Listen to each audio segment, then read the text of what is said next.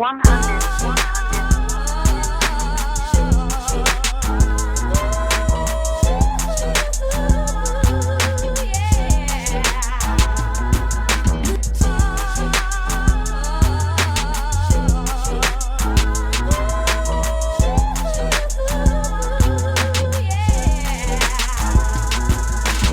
the stadium when this nigga was there.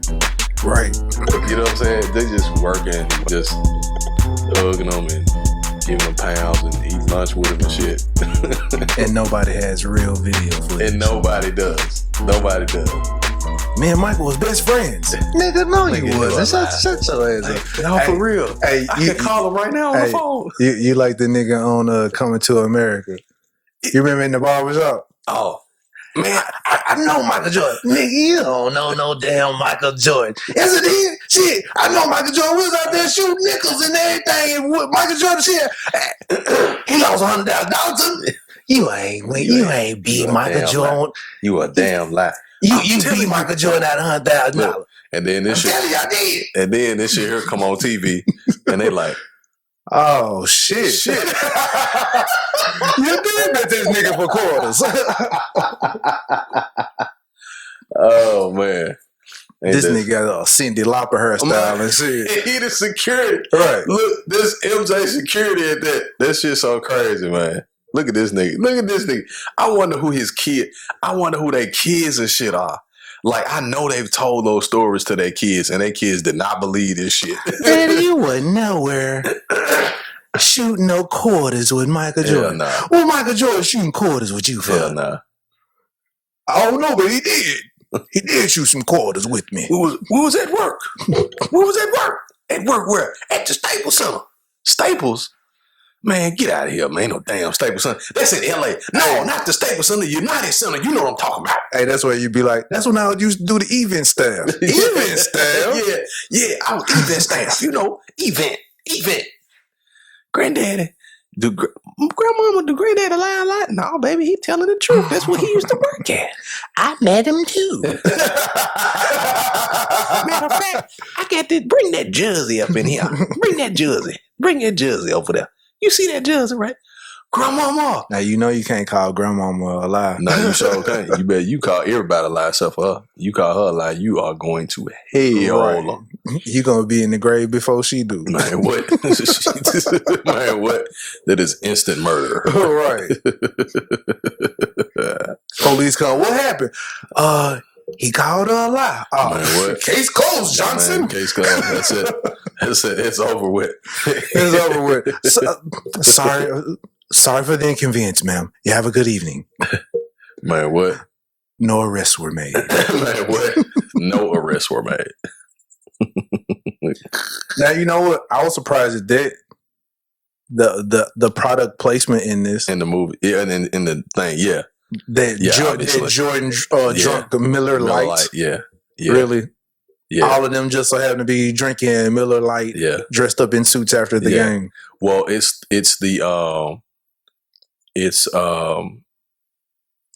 actually interesting because I noticed something. I was just excuse me, thinking about this the other day.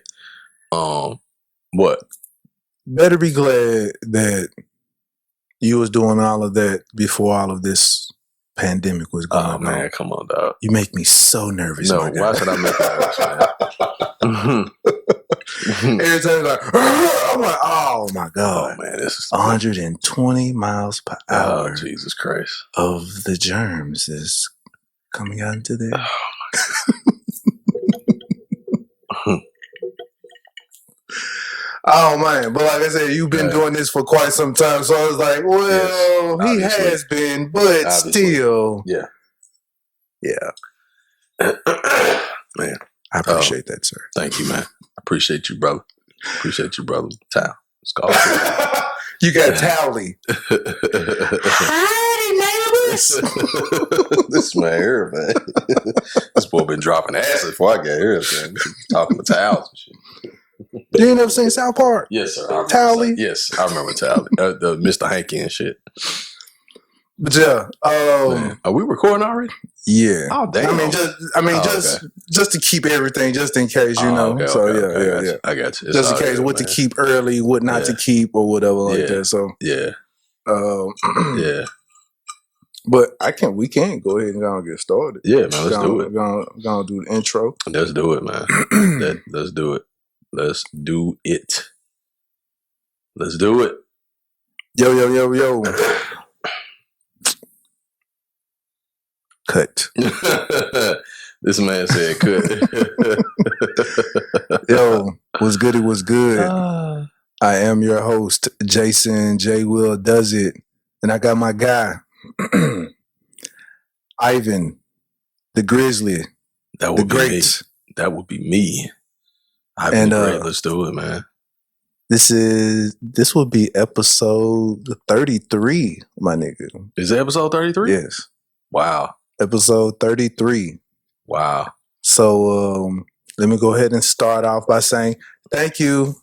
We appreciate you. We appreciate the listeners, the viewers, the new fans, the day ones. Everybody, man. Everybody. The word of mouth that you're spreading really hasn't been advertised pretty much. So yeah. It's all organic, man. We appreciate it. Yeah, for sure. And let me also start off with disclaimer.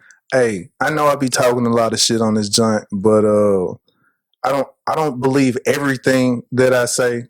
Most of it be shits and giggles.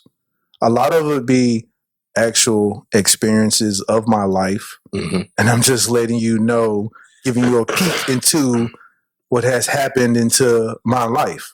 Mm-hmm. I've grown, so a lot of the things, you know, I don't want to make it seem like I'll come out like, hey, Jason, you really be bashing women. No, I'm telling you my experience, how I dealt with it, how I currently deal with it. Yeah. By joking around about the shit, you know what I'm saying? Because sometimes some of us still ain't got over it. Right, so of course. I laugh about it. Of course. So, you know, just want to put that out there. Just shits and giggles, whatever. Hey, don't male bash me. Yeah. Male bash your head. Nah, it's unnecessary. But yeah. No, I just think that you should be able to discuss topics and discuss or give your perspective. It's your perspective. You know what I mean? Like, it's your perspective. That's the whole point of having the freedom of speech and also having the freedom to express, freedom of expression as well. Man, your Phil Jackson had the ugliest body ever. Well, you know, he's like, he looked like a giant grasshopper or something. This thing, like, he was the epitome of that skeleton bone that you saw in biology class. Jones, yeah, he really was. My bad. No, man, it's just important to have a plethora of perspectives, and our show, I think, shines or allows that light to be shine from your perspective, my perspective, a guest perspective. Some of the things that we we even talk about are perspectives of other people who don't really have the opportunity to share. They let us know, and we just kind of discuss it for them, and from this platform. So, you know, I think that it's all relative to the conversations that we have, and it's all relative to the the podcasting platform. You know what I mean? So, you know, I don't think it should be. You know, I don't think you necessarily like. You know, there's nothing that we say is meant to cause any trouble or anything like that. It's just our perspective. And, you know, we're just not shooting the shit, shits and giggles. Yeah. But we're doing that, but we're also doing it. It's a method to it, the way that we do it. So, you know what I'm saying? So it's, it's just what it is. It's part of the situation. It's just part of, you know, how it turns out when you talk about media and being able to share things. So, but just, again, in to what Jay was saying, like, shout out to everybody that's been following the show, listening, engaging with us on social media. We appreciate you. We love you. We thank you, for just rocking with us, and, just stay with us, man, because we're going somewhere. So, shout out to all the people that have been stealing some of our content. I noticed. Shout out to all of the people stealing content from us. We love it. I love it. I love it. Who's stealing content? I'll show you. But it's just I've been noticing that there's some folks out on social media that have been listening to our show and bringing up some interesting topics that we talk about on the show. All of a sudden now. On their show? Well, some on their shows and also some just, talking about it on social media. And, yeah. And even some critiques, taking some shots at the show. That's what I like. That's what I like. I know you're listening. I love it. I love it. I know you're listening. So it's all good, man. But it's all good. Y'all love it. But don't be trying to come up on no hoes off our topics, my nigga.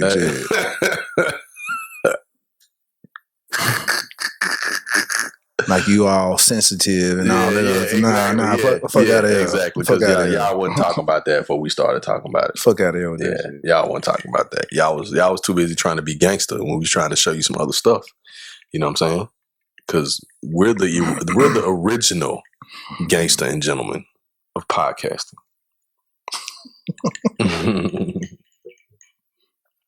Look at this nigga already. What? What are you talking about, man? What are you talking about, man? You on another one again today, sir? Nah, I'm good today, man. I mean, I can be on one any day, but I'm cool today, man.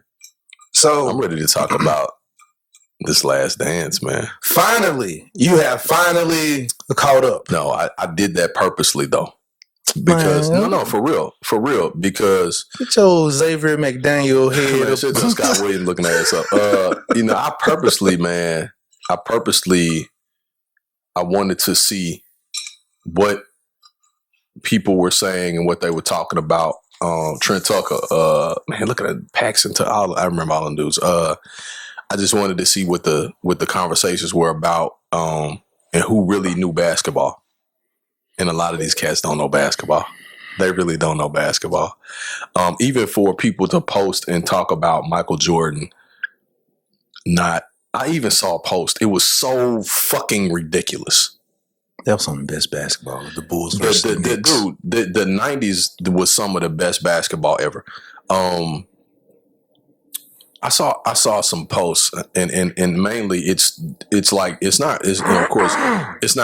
that want attention. Let me say that. It's dudes that want attention because you got to be a complete fucking idiot to even engage. Like some of these posts and memes and all this type of stuff, it's just you're looking for attention. You're seeking attention. And we are off on a tangent. And we're already off on a tangent. You know how we are the Off on a Tangent podcast. Absolutely. I forgot to just go ahead and just say that. Yeah. That we're off on a tangent already. Absolutely, man. Yes. Continue. I saw a post. I saw several posts that were questioning the greatness of Michael Jordan.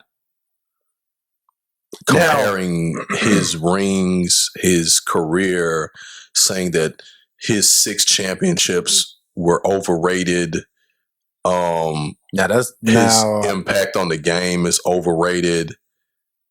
And I'm like, I will say he's not doing it without Scottie Pippen. None of that's fine. None of this documentary, none of these 6 rings, none of this. That's fine. Because Scottie Pippen didn't do it, wasn't doing it without him.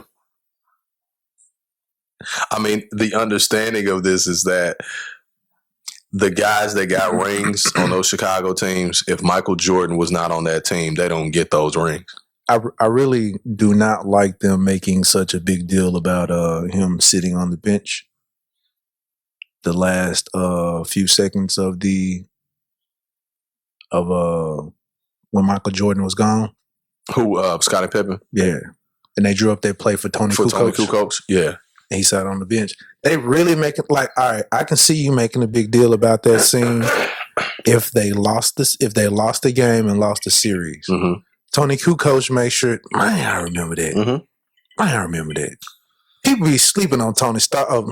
John Starks. John Starks. Yeah. I said Tony Starks. John Starks in the Bulls John versus Starks Knicks that game, dude. Yeah. John Starks said, he wasn't afraid to dunk on your ass. Now he might go 0 for 17 one game and then come out the next game and drop 27. Hey, he was J.R. Smith. Yeah, he was a race king, J.R. Smith. He would talk shit. Like, he would talk shit to MJ. He would talk shit to them. Now, that's the good thing about Starks. Starks was not afraid of Chicago. He couldn't beat them, but he wasn't afraid of them. So I give him that. Like what Fife Dog said, I have your heart like Jordan had Starks. Like, yeah, he wasn't scared of him, but he bowed down when necessary, like everybody else.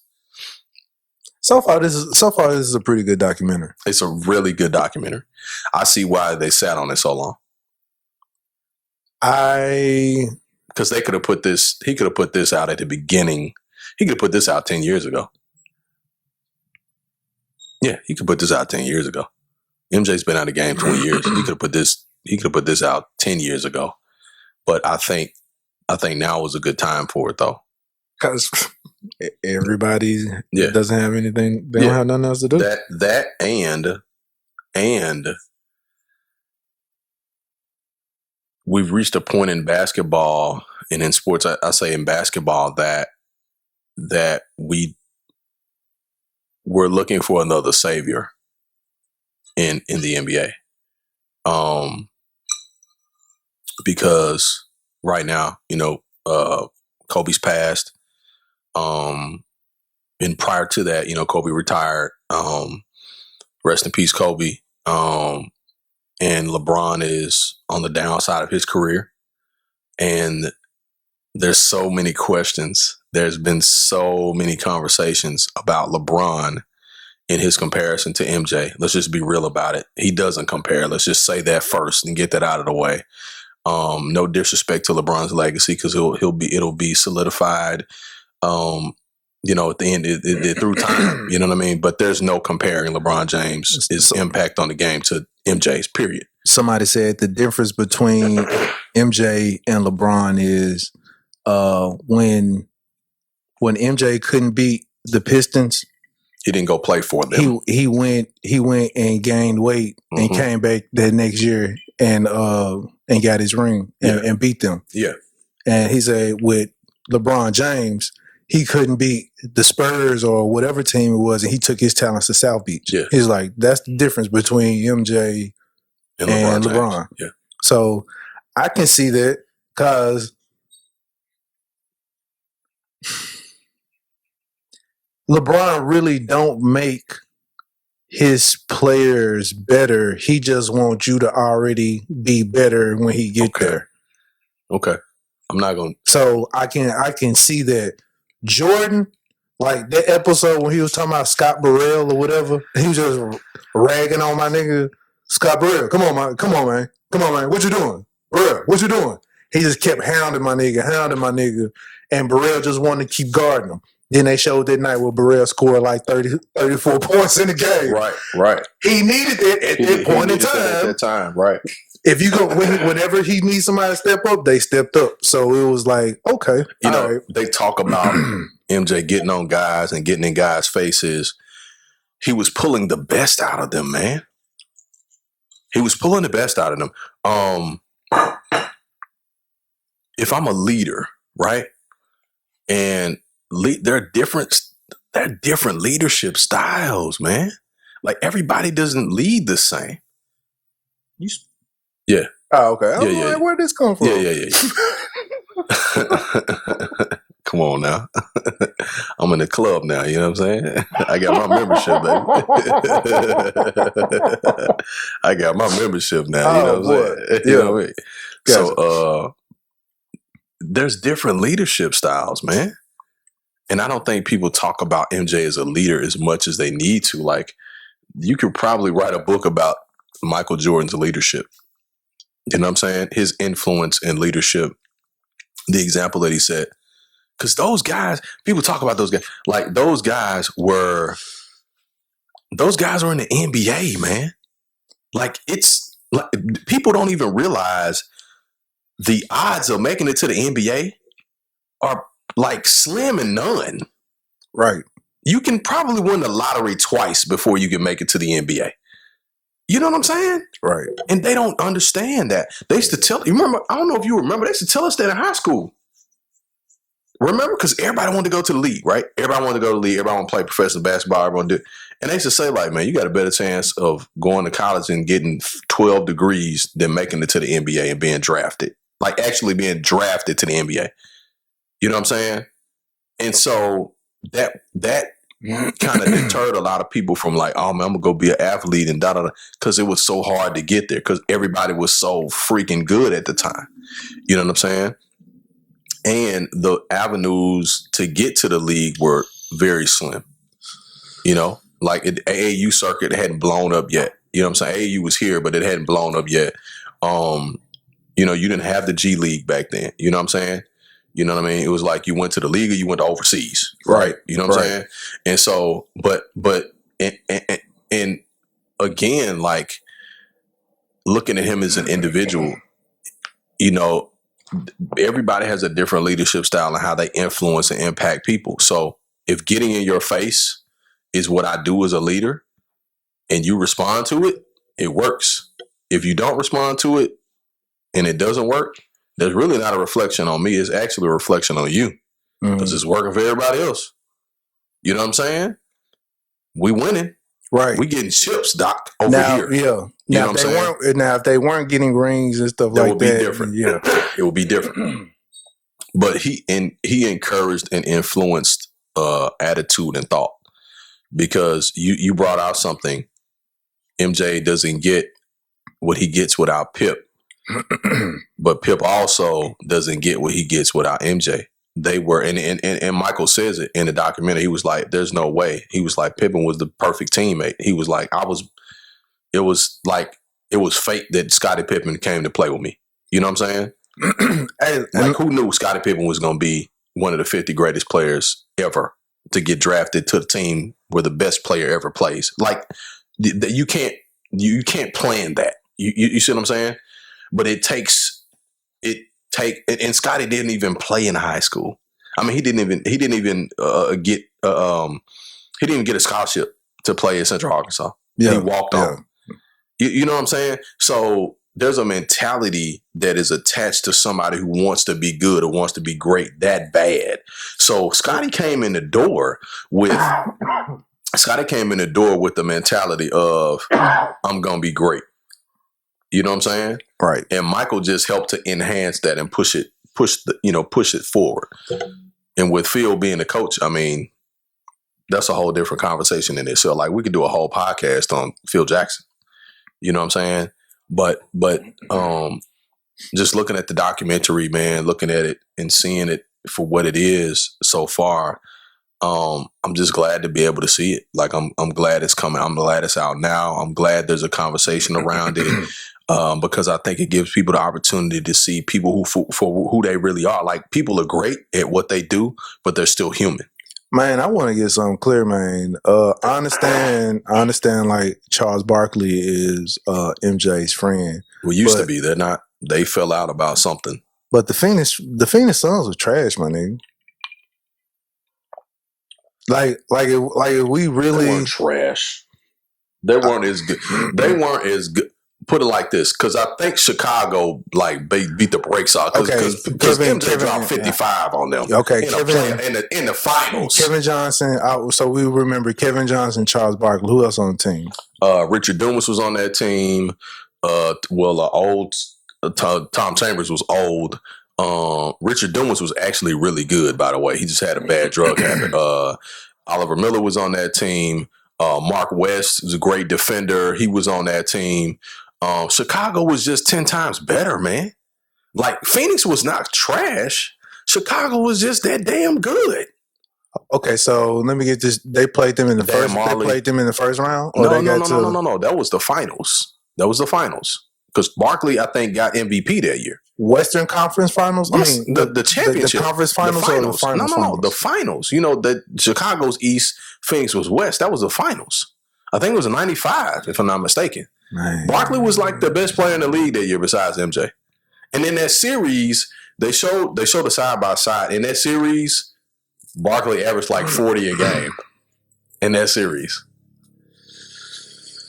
dude, they were not trash. They were not as good as 98 Seattle. I know where you're going with this. They weren't as good as 98 Seattle. Don't get me wrong. But they were not trash, dude. We talking NBA, so let's not say trash. We'll say not as good as we thought they should have showed up and been, because Barkley was dropping 40. MJ was one game he had 55. First of all, who hits 55 in the finals? You talking about when he came back with his 45? No. What you talking about? In the finals against Phoenix, when they played Phoenix, MJ dropped 55 in a game. What player drops 55 points in a finals game? Hey man, well, if you're trying to win, that's what I'm saying, though. That's what I'm saying. I mean, it's done. It's been done. Yeah, because he did it. Nobody else did that but him. In the finals, you drop 50. The thing is, who needs to drop, or who drops 55 in a finals game but him? You get what I'm saying? I'm trying to figure out the point you're making. The point I'm making is that that's how great dude was. Because by that time, you may hit 30. This man hit 55. Was not missing, so they just kept giving it to him. You're calling Phoenix trash. Phoenix wasn't trash. They were in the finals, sir. They may not have been good as 98 Seattle, but they were not trash. You're talking top 50 player on that team. You're talking one of the top point guards in the league at the time on that team. You're talking one of the best defenders. It's a lot, but they didn't make it to the finals to play against Chicago, though. I'm not really trying to compare it against Seattle, but I was just thinking about maybe because I guess I didn't really dig the Phoenix Suns team like that with all the hoopla, like Dan Marley, Charles Barkley, Kevin Johnson. I'm not impressed, my nigga. Damn, I was one of the best 3-point shooters in the league. Man, fuck out of here. That's like trying to to give. The records don't lie. Like, statistics don't lie either. And I can name 2 other niggas that are way better than him. Okay, they weren't on that team though. And who are they? I'm talking about just period. I'm sure you can, sir. I think that's obvious. I ain't talking about just for the Suns. I'm just talking about period. So what is your issue with that? So let's talk about that real quick. What's your issue with that Phoenix team? And this is just for the sports heads out here who have any conversations about it. Well, you know what? I guess I can't have a problem because this is a documentary of their road to getting the 6 rings and all of that. So I guess I can't. I guess I can't. I was just thinking that them niggas weren't worthy of mentioning. Who? And then you give you give Seattle this short little of what they did. Like, come on, dude. And then try to make Gary Payton seem small. Like, nah, my nigga, you ain't. I disagree with that too. You talking about probably the best defender the game has probably ever seen. I'm saying, okay, they talked about Seattle for a very small period. Of course. Okay. And Michael Jordan brushed Gary Payton off like, nah, I ain't have no problem with it. Is what I'm talking about. You're brushing Seattle off like okay. No, now that's a whole different thing. You brushing Seattle off like, hey, they wasn't no competition. Like, real talk. While everybody discusses and talks about the Bulls, they had a 70-10 record that season. Mm-hmm.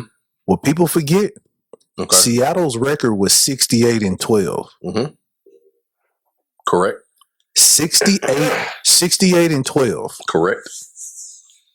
So while everybody's like, oh my God, they were just overshadowed by the 70-10. Obviously. That's a dope record to have too. 68-12. They were 2 wins shy of having a 70 record. You are absolutely correct, sir. So one to brush them off like, yeah, Gary Payton held me. I mean, so you have to remember that there's ego involved in that conversation. You know what I'm saying? I don't think I don't think Mike liked Gary Payton too much because Gary Payton was a shit talker. Yeah, he's a major shit. He was like, Gary Payton was like type that got like under your skin. Yeah. Like shit talk like you like, dude, shut up. Like, yes. What was wrong? Like, I don't like what the fuck wrong with you? Yeah. Like that's what a lot of players said about GP. And shout out to GP, by the way, man. Just a man, straight OG, a real OG. I love Gary Payton. I love hearing Gary Payton talk about basketball. I love hearing him talk about life. Just a real G. The 3-0 part was George Carl's fault. not acknowledging, not shaking nigga hand, not hey, what's up, Mike? Oh, you not gonna talk to him? You ain't finna shake my hand? Okay, all right. You gonna shake my hand later though? you gonna shake my hand later though, my nigga? Bet.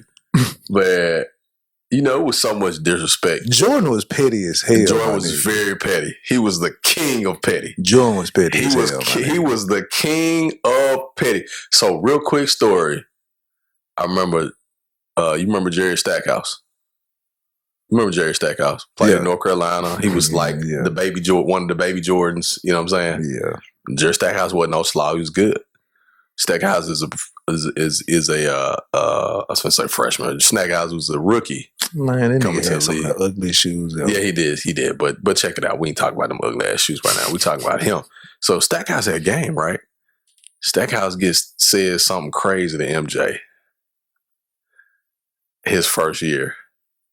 And MJ's like, oh, for real? Oh, okay. So he did him in, and it was like, welcome to the NBA, young buck. You know what I'm saying? Yeah. Like, that's the type of stuff. Like, they said that if MJ thought that you was talking crazy, he would light your ass up. If he thought you were talking, you didn't even have to say nothing. If he thought you were talking crazy, he'll light your ass up. Who was the dude that they was talking about last night? The nigga who hit 34 points on Michael Jordan in the game. What dude was that? Who had 34? They were talking about him last night. What was his name? He was he played for the Washington Bullets. They said he scored like 34 points on the Jordan, was like 0 for 12 or something that game. And then they had a back-to-back game. So that very next night, they played. Hold up, I got to look because I can't remember. Man, they were talking about doing a documentary. Hold on for a second. I know I wrote down. Hold on for 1 second. Nah, it's okay. It's cool. I'll pause. Yeah, do that. Used to give Memphis. Are we on? We good? His name was LeBradford Smith. Yeah, we used to give Memphis the business. Memphis State. But this was in the NBA game. Yeah, of course. Yeah. So LeBradford Smith was visiting the Bulls. Mm-hmm. LeBradford Smith came and he was guarding Jordan, and Jordan was guarding him. LeBradford Smith got 36 points in the game, and Jordan couldn't hit a shot. Mm-hmm. So at the end of the game, LeBradford Smith was like, "Good game, Mike." He shouldn't have said nothing. He's like, "Good game, Mike." Oh, good game. Okay. They had back to back. So he was like, okay, MJ goes to Washington. Yes. Yep. Oh, I'm going to show you a good game, my nigga. Yeah. They said Michael Jordan scored 36 points in the half.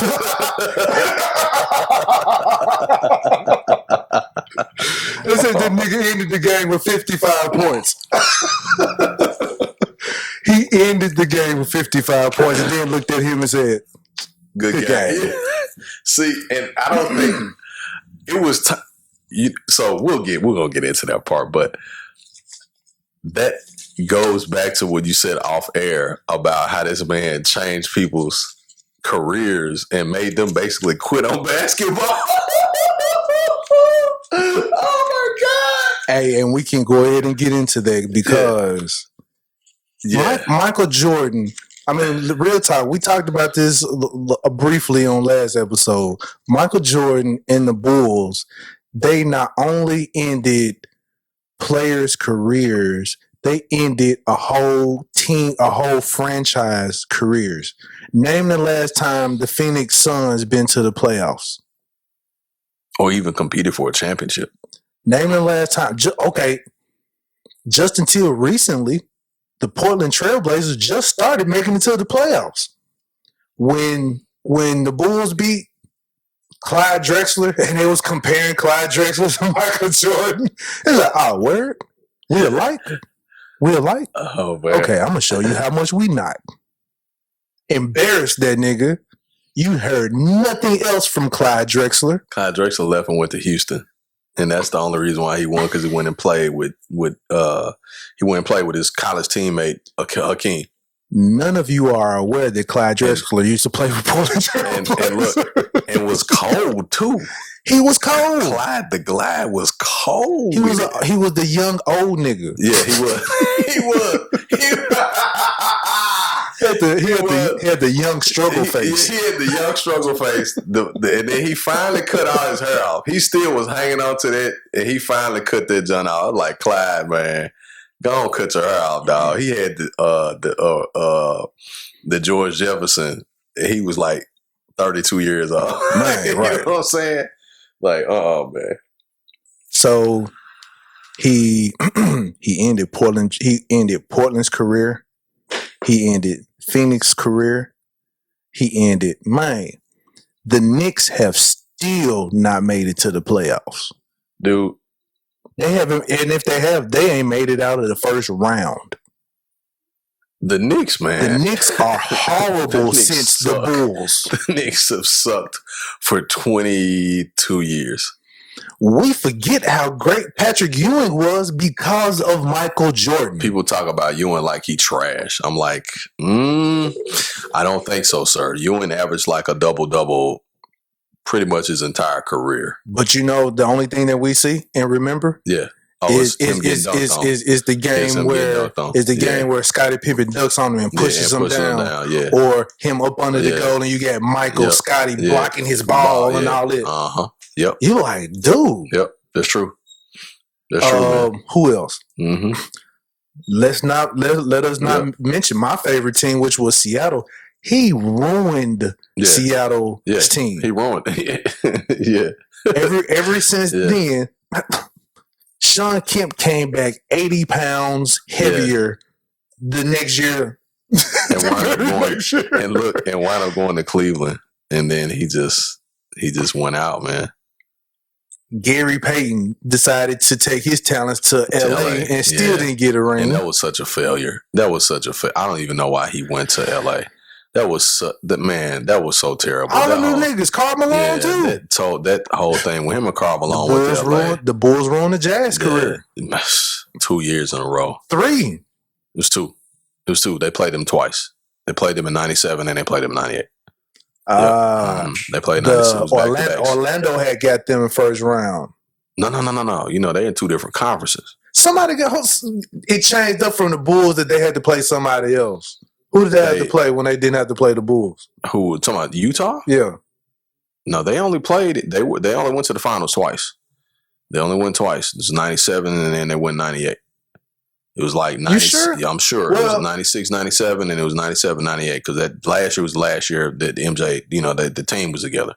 So they played them 2 years. They went to the finals 2 years in a row. Because I think Karl Malone got MVP. They're in the same conference, though. No, they're not. No. Utah's in the West. Chicago's in the East. East and the West play for the championship. Yeah. Yeah, you thinking about something else. You probably think about Portland or somebody, but they played the finals 2 years in a row. I watched both of them. I was in front of TV both times. Because that 98. I thought they was in the conference final. I didn't think they made it to the finals final. What year though? I'm talking about the Jazz. Yeah, what year though? The last 2 years. So Chicago went 3 for 3. Right. Mike retired. Right. They were 18 months. Then Chicago loses to Orlando.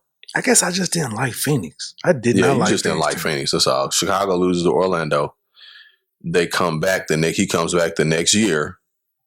And then they win 3 more. So the last 3, the first 3 championships, the first one was they beat the Lakers. Mm-hmm. Then they beat the Trailblazers. That's when he walked Magic out. Then he walked Magic out. Then they beat the Trailblazers. And then they beat Phoenix. That was their first 3.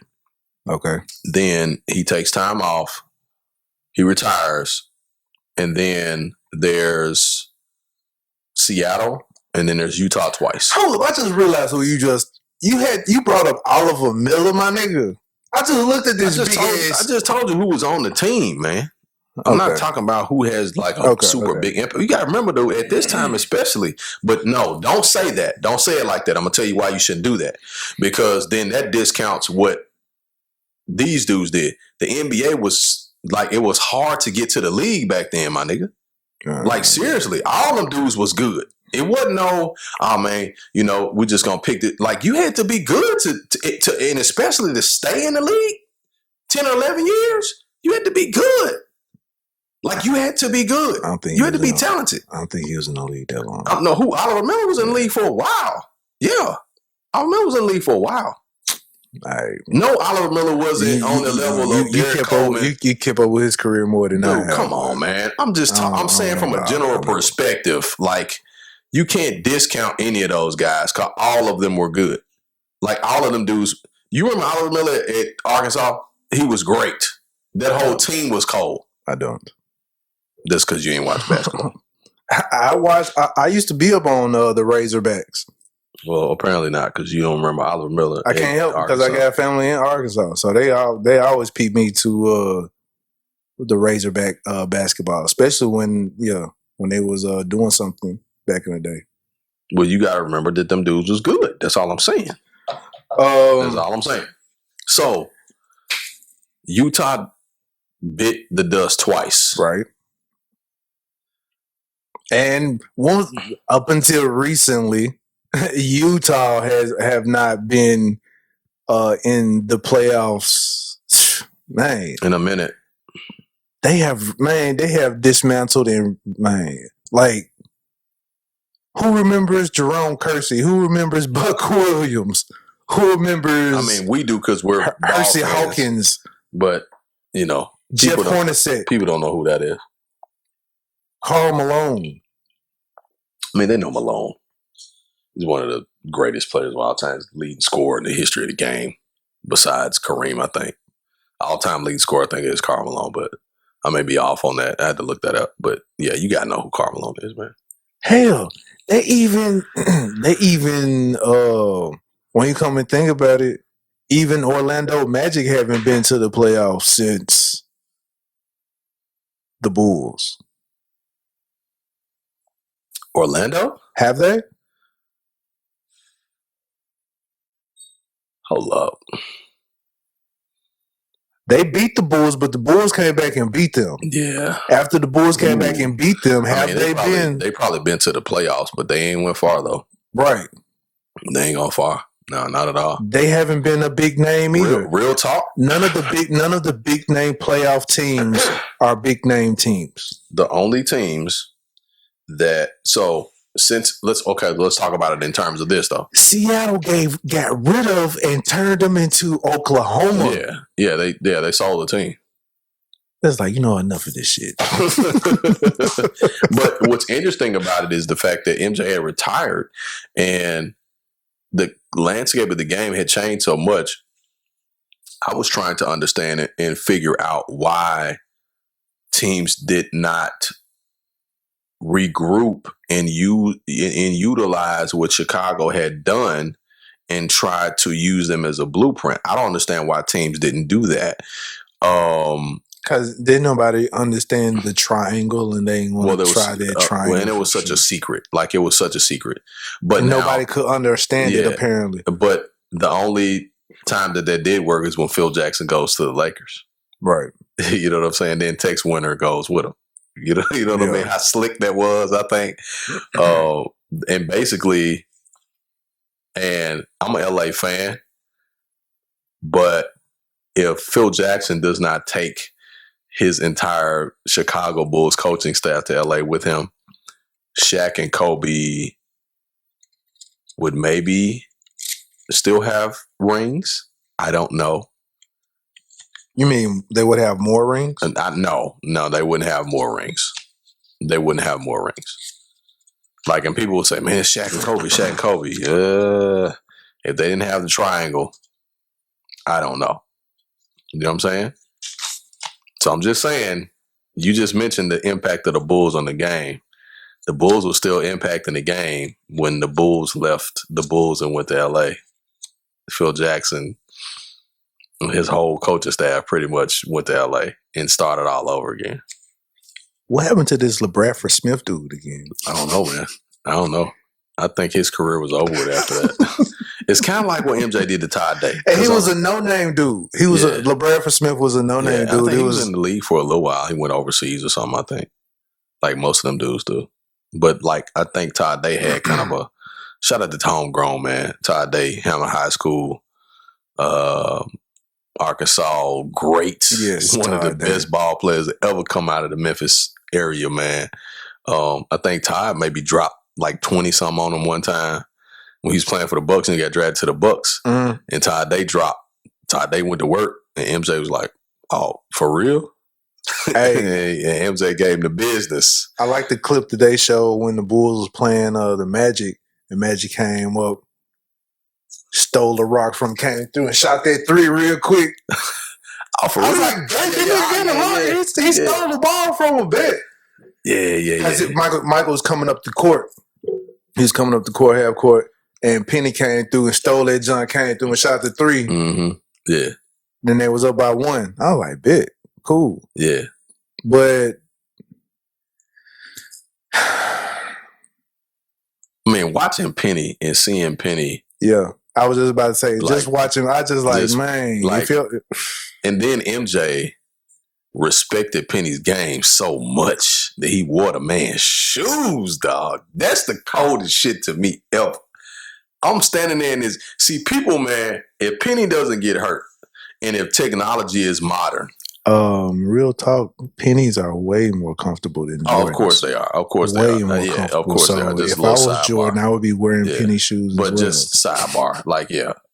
But that like MJ I've never liked the J's as much as I like the his pennies. basketball shoes. J's are not good to play ball in because they're made after his feet. You know what I'm saying? So the pennies were hard. They were comfortable too. Yeah, but there's only a couple of Jordans that I actually hooped in, and it ain't many because they don't feel good after a long period of time wearing them. So, when MJ basically wears penny shoes, he was passing the torch. He was basically passing the torch. Which ones was he wearing? He had those first ones. The very first ones that Penny wore was like Air something. It was like the blue, the black with that white chick on it? No, it was actually just the black and white ones. They were like a Zoom or something like that. It was like the first kind of Zooms. Gotcha. And MJ wore those.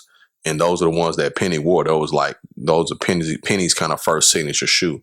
And then he had the, I think Penny wore the Air Ups or something like that before that. Because I had a pair of those with the 1 cent sign on the back. And, but yeah, when Michael Jordan wears your shoe, like that says a lot about you as a player. Like he could have worn anybody else's stuff, but he wore Penny Hardaway. So, you know, shout out to Coach, man. Like I know we're going to be talking about The Last Dance for quite some time on this, but I am going to sporadically throw up random factoids or random, just randomness throughout the conversation. One of my randomness. Hey, did you notice they closed down Pure Passion? I mean, like not only close it down, but that junk is torn down. I thought I'd been on it. I think, yeah. Like the building is removed. The building, yeah. It's gone. I thought they had done that a long time ago. For real? I thought so. I was like leaving the bank and I was riding down the street. And I was like, "It's gone." Yeah. It's gone. Yeah. I mean, like a building never even existed there. Yeah. And then when you look at it, you're like, damn, the lot ain't that big. Yeah, the lot's not that big. You don't need a big space for a strip club anyway. I was like, damn, that junk was that fucking small, man. I'm sitting up here looking at this corner lot like, dude, that junk was not that big. No, it wasn't. It wasn't at all. I know houses bigger than this spot. Man, you ain't lying. I'm pretty sure some NBA players that been up in there. Hey, pure passion. Love. There's a lot of little red Corvettes in that joint. Hey, I never went. Man, nigga, all right. I'm serious. Keep flogging if you I'm want to. not flogging. I never went there. I went to other clubs, but I never went there. Okay. You've never gone there. Yeah, okay, gotcha. I thought you were trying to get that. You got it off the last episode. He's like, I've never been to a strip club. I'm like, nah. I just kept talking. I'm like, okay, this nigga bullshit, man. You come on now. You know better. Come on. Right. Yeah. But that's man, I don't know. You should keep historical monuments. Yeah. Atlanta ain't tore down Magic City. No, but come on, man. Atlanta's a different game, man. I bet you them Atlanta Hawks be enjoying themselves in ATL, baby. For real. The Grizzlies were enjoying themselves. I'm sure they were. And every other NBA team in Atlanta. Shucks, man. Shout out to Atlanta, man. Shout out to Atlanta. Always with the heat. Shout out to Atlanta, man. Atlanta's a special place. It really is. It's a weird place. It's a special place, too. Why you say it's a weird place? It's a weird place. It's weird. You got to make sure you check. Hey, you got to go through a whole checklist of it. You got to get the facts. Check. Let's see. Okay. Yeah. You're good, baby. You're good. Shit, you gotta walk up and Crocodile Dundee these hoes. Oh man, look at that. MJ with the red range pulling out the crib. It's crazy. You know what's amazing, man. So as while we're watching this nigga always smokes cigars, and he was always playing basketball. He was exactly. He smoked cigars every day. Yeah, and still running niggas out the court, and still running them out of the career, running them out of life. Like these dudes, like I don't want to play ball no more. He's like, I'm retiring at 29. Oh, so this who you finna put on me? Yeah. All right. So this is what I'm finna do. Yeah. I'm gonna go ahead and embarrass this nigga. Man, for real, man. Cause the episode when they're talking about BJ Armstrong, he was like, BJ Armstrong was like, I know how to beat this team. Yeah, okay, sure. Yeah. Hey, he beat the team. He beat them that one game. I'm sure he did. Yeah. Okay, BJ. I know, right? Like okay, sir. But like, you know what I'm saying? Let's go. BJ should have just not said nothing. Right. After the game, he's like, yeah, guys, in your face. He's like, in your face, Mike. In your face, Scotty. In your face, Horace. Yeah. They was looking at him like, John, like, word? Okay. Word? You won one game? Oh, okay. All right, we got you. Send this man on to the house. Did we lose the whole series? Okay. All right. Man, for real, man. Like BJ was jumping over down like shit. That nigga just got a BJ. Like shit, nigga. Shit, you got 2 more games to play, dog. Like, damn, shit. Yeah, he got a little full of himself. Like it was his first time. Man. Oh boy. Oh, man. Yeah, man. Shout out to BJ Armstrong, another legendary point guard. Well, I don't know about legendary. I don't know if BJ. No, he's not legendary. No, he was not. He's on legendary team. Put it like that. Yeah. BJ Armstrong was like John Paxson. Yeah, he was a role player. John Paxson. Mm-hmm. Spot up 3. Yeah. And that was it. It ain't like he was juking and shaking niggas and dropping them off all the time. Yeah. None of that shit. Yeah. I love it though, man. I love to see players talk shit. I enjoy it because the real. They need to bring that back. They need to let it talk, man. Because everybody's too cool that is a part of getting you out of your game. It's a psychology. It's psychological when you talk shit. And now he done missed his first 2 shots. You keep talking shit, and now he can't hit nothing for the rest of the game. Yeah. Now he's super mad. Exactly. Man, like it really because the the mentality, I think, of being ultra competitive. Look at Jerry Krause. Like, this is the dude that ran all this. He looked like he looked like a little boy. Like, what? Like, you know what else, people, when I watch this? I'm watching this and I'm like, dude, watching this look like this was back in the fucking 60s or 70s. I'm like, nigga, I lived through this period. What? It didn't look this old. man, This look old as hell. it really does. It looks a lot older than what super it really old. is, man. This John looked like he was playing with What? Bill Russell. These clips look like this nigga played with Bill Russell. Man. Look at this nigga with the mullet. The security dude, man. The white mullet? That guy. Come on, dude. That guy was hilarious, man. God, that dude was hilarious. Man, that dude was hilarious, man. Look at Scottie Pippen. Scottie Pippen is like the coolest dude ever, though. He's like the coolest dude, man. So, okay. Now, I heard a woman say this while watching this, and she said, I don't think I've ever heard a bitch say, Scottie Pippen finding a motherfucker.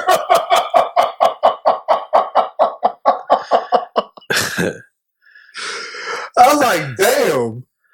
You know what? I haven't heard a chick say Scottie Pippen fine.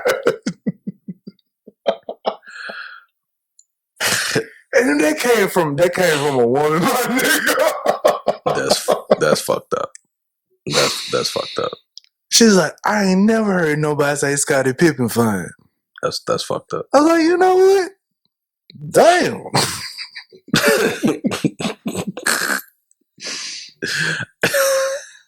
He wasn't getting no bitches.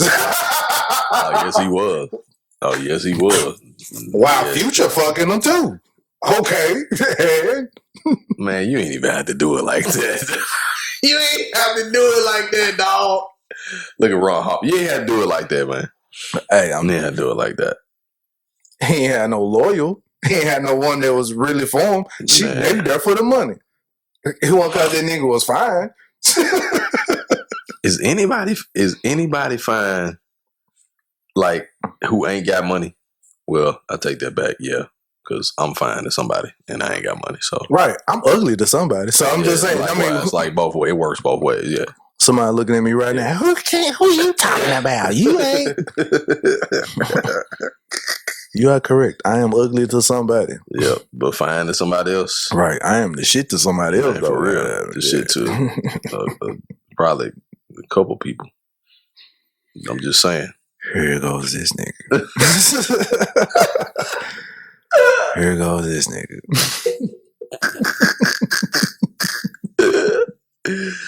Oh man, I'm just talking, man. I'm just talking my life, man. Just talking. Hey, shooting the shit, as my co-host says. Man, so like this.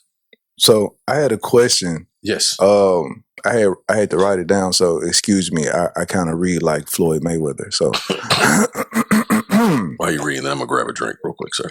So, hey, what if you realize that Superman was supposed to be a black man that gets his power from the sun, being in the sun? Somebody sent you that? No. Oh, there's just okay. Hold on. I'll deal with that in a minute. Hold on a second.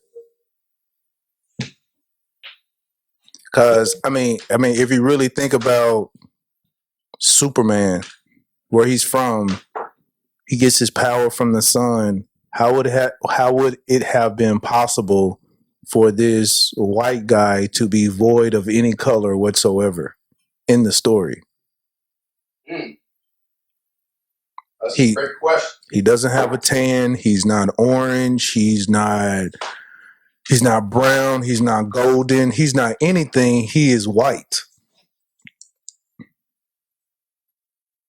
So if you become to the realization that just think about it. If this was an image that you get to see of this superhero, how would it have affected you growing up? Superman. But when you constantly keep looking at this story, you see a white guy who jumps up into the clouds, gains his energy from the sun, can recharge, all of this, super being, all of that, but he's white. Hmm. And actually, they gave him an S curl down his forehead. They really did, didn't they? Man. They really did. That was here.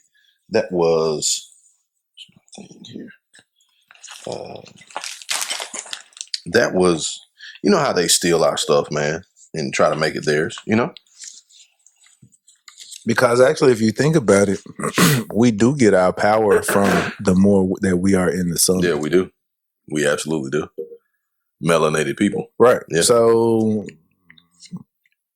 just think of that small little tidbit. You know how many niggas would just be sitting out in the sun then? Just I mean, that's why they created things like video games and pushed TV and entertainment so we stay in the house. Stay in the house. Exactly. That's why the last 3 summers that I've worked outside, right now, I am the healthiest I've probably ever been in my entire life.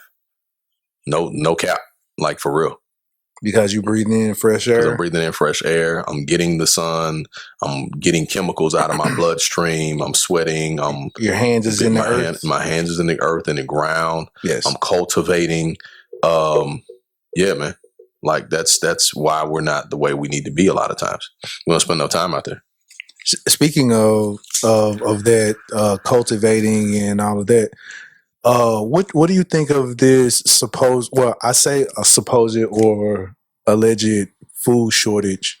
Like different little fast food places talking about that they don't serve certain things now because they didn't ran out of meat and stuff like that. I want to hear your comment on it. Then I'm gonna make what I have been seeing and reading on that. I'm starting to think it's just another game. I think it's another tactic. I think it's another.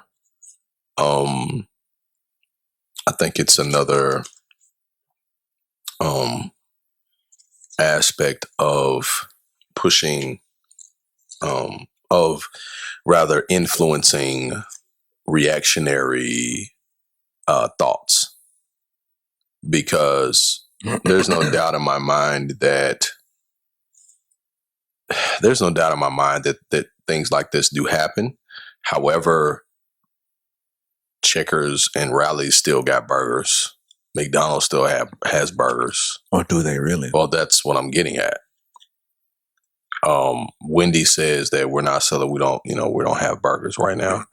Which, if you really be honest and go back in time, we've already known that they sell soybean burgers. We already knew that. Like, that's not new information. We already knew that. They make burgers with fillers, and it's soybean, mainly soybean. Like, that's something that we knew back in the 80s. You know what I'm saying? Just because of the way that you could store them and keep them and they wouldn't go bad. Like, I worked at McDonald's. Like, I knew it wasn't 100% beef.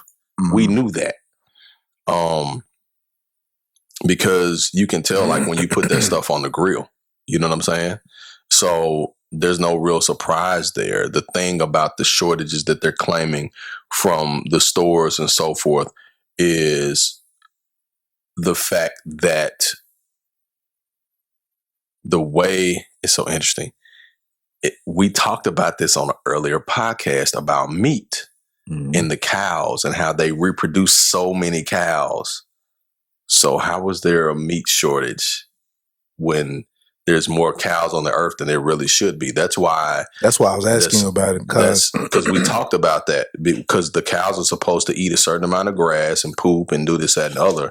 But when you overproduce, because somebody did a study on it, when you overproduce the amount of cows, you negatively impact the environment. because of the jobs that the cows do. They produce too much manure. It affects the environment. They produce the right amount. The grass grows properly and so forth and so on. Right.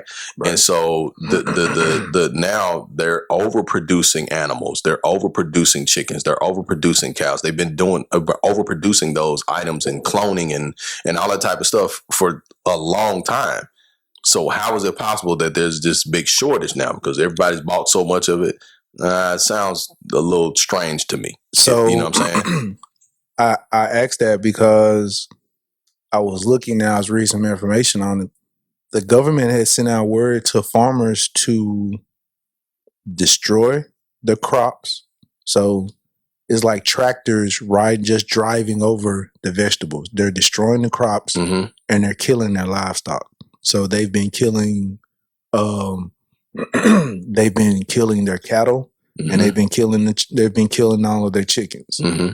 And I'm not sure if that was a reason for them to receive money. Because, most of these corporations who've been doing layoffs and stuff like that, that's right. They've been laying off. They get money if their crops don't survive. So I'm like, okay. They are creating a shortage. They're creating the shortage. Yeah. So it's like, hey, if you want to receive this money, you got to do so and so, so and so. Right. So they've been killing off livestock, destroying.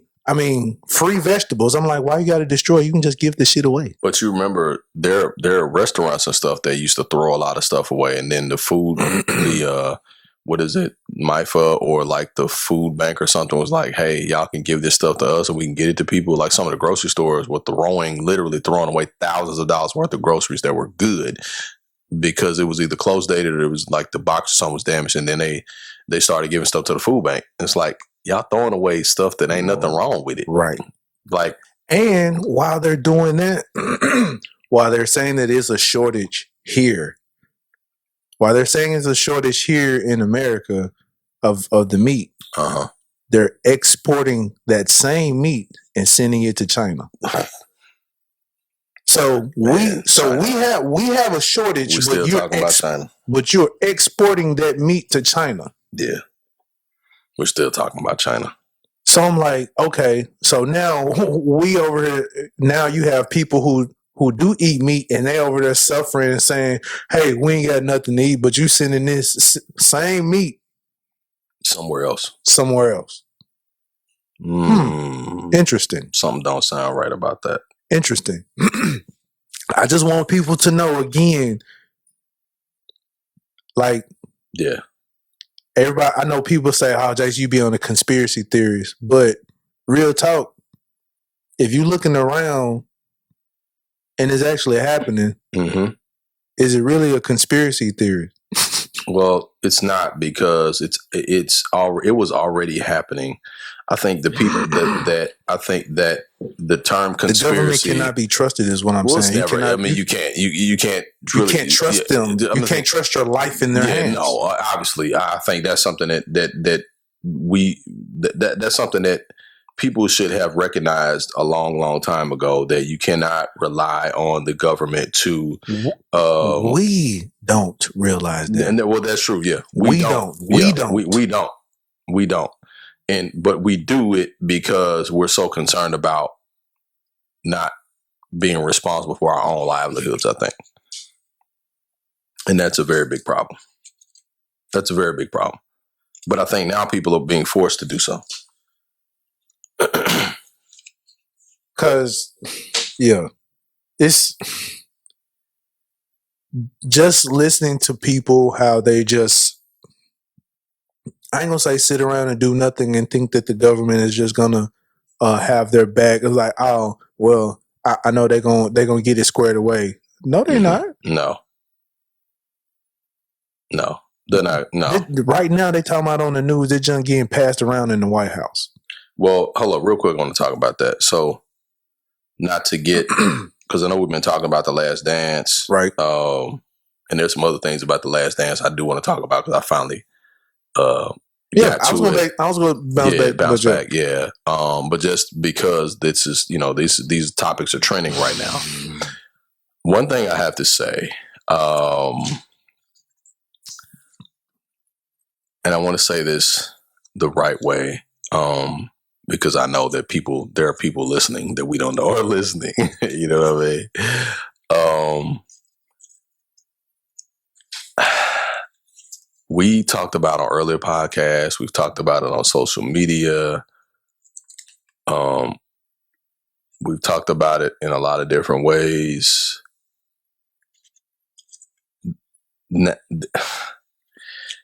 We've literally, for the last month and a half, 2 months, this is May, so we've literally the last month and a half, 2 months, watched this motherfucker fuck up a lot of shit. Who is this? The motherfucker, you know what I'm talking about. 4-5? 4-5. Gotcha.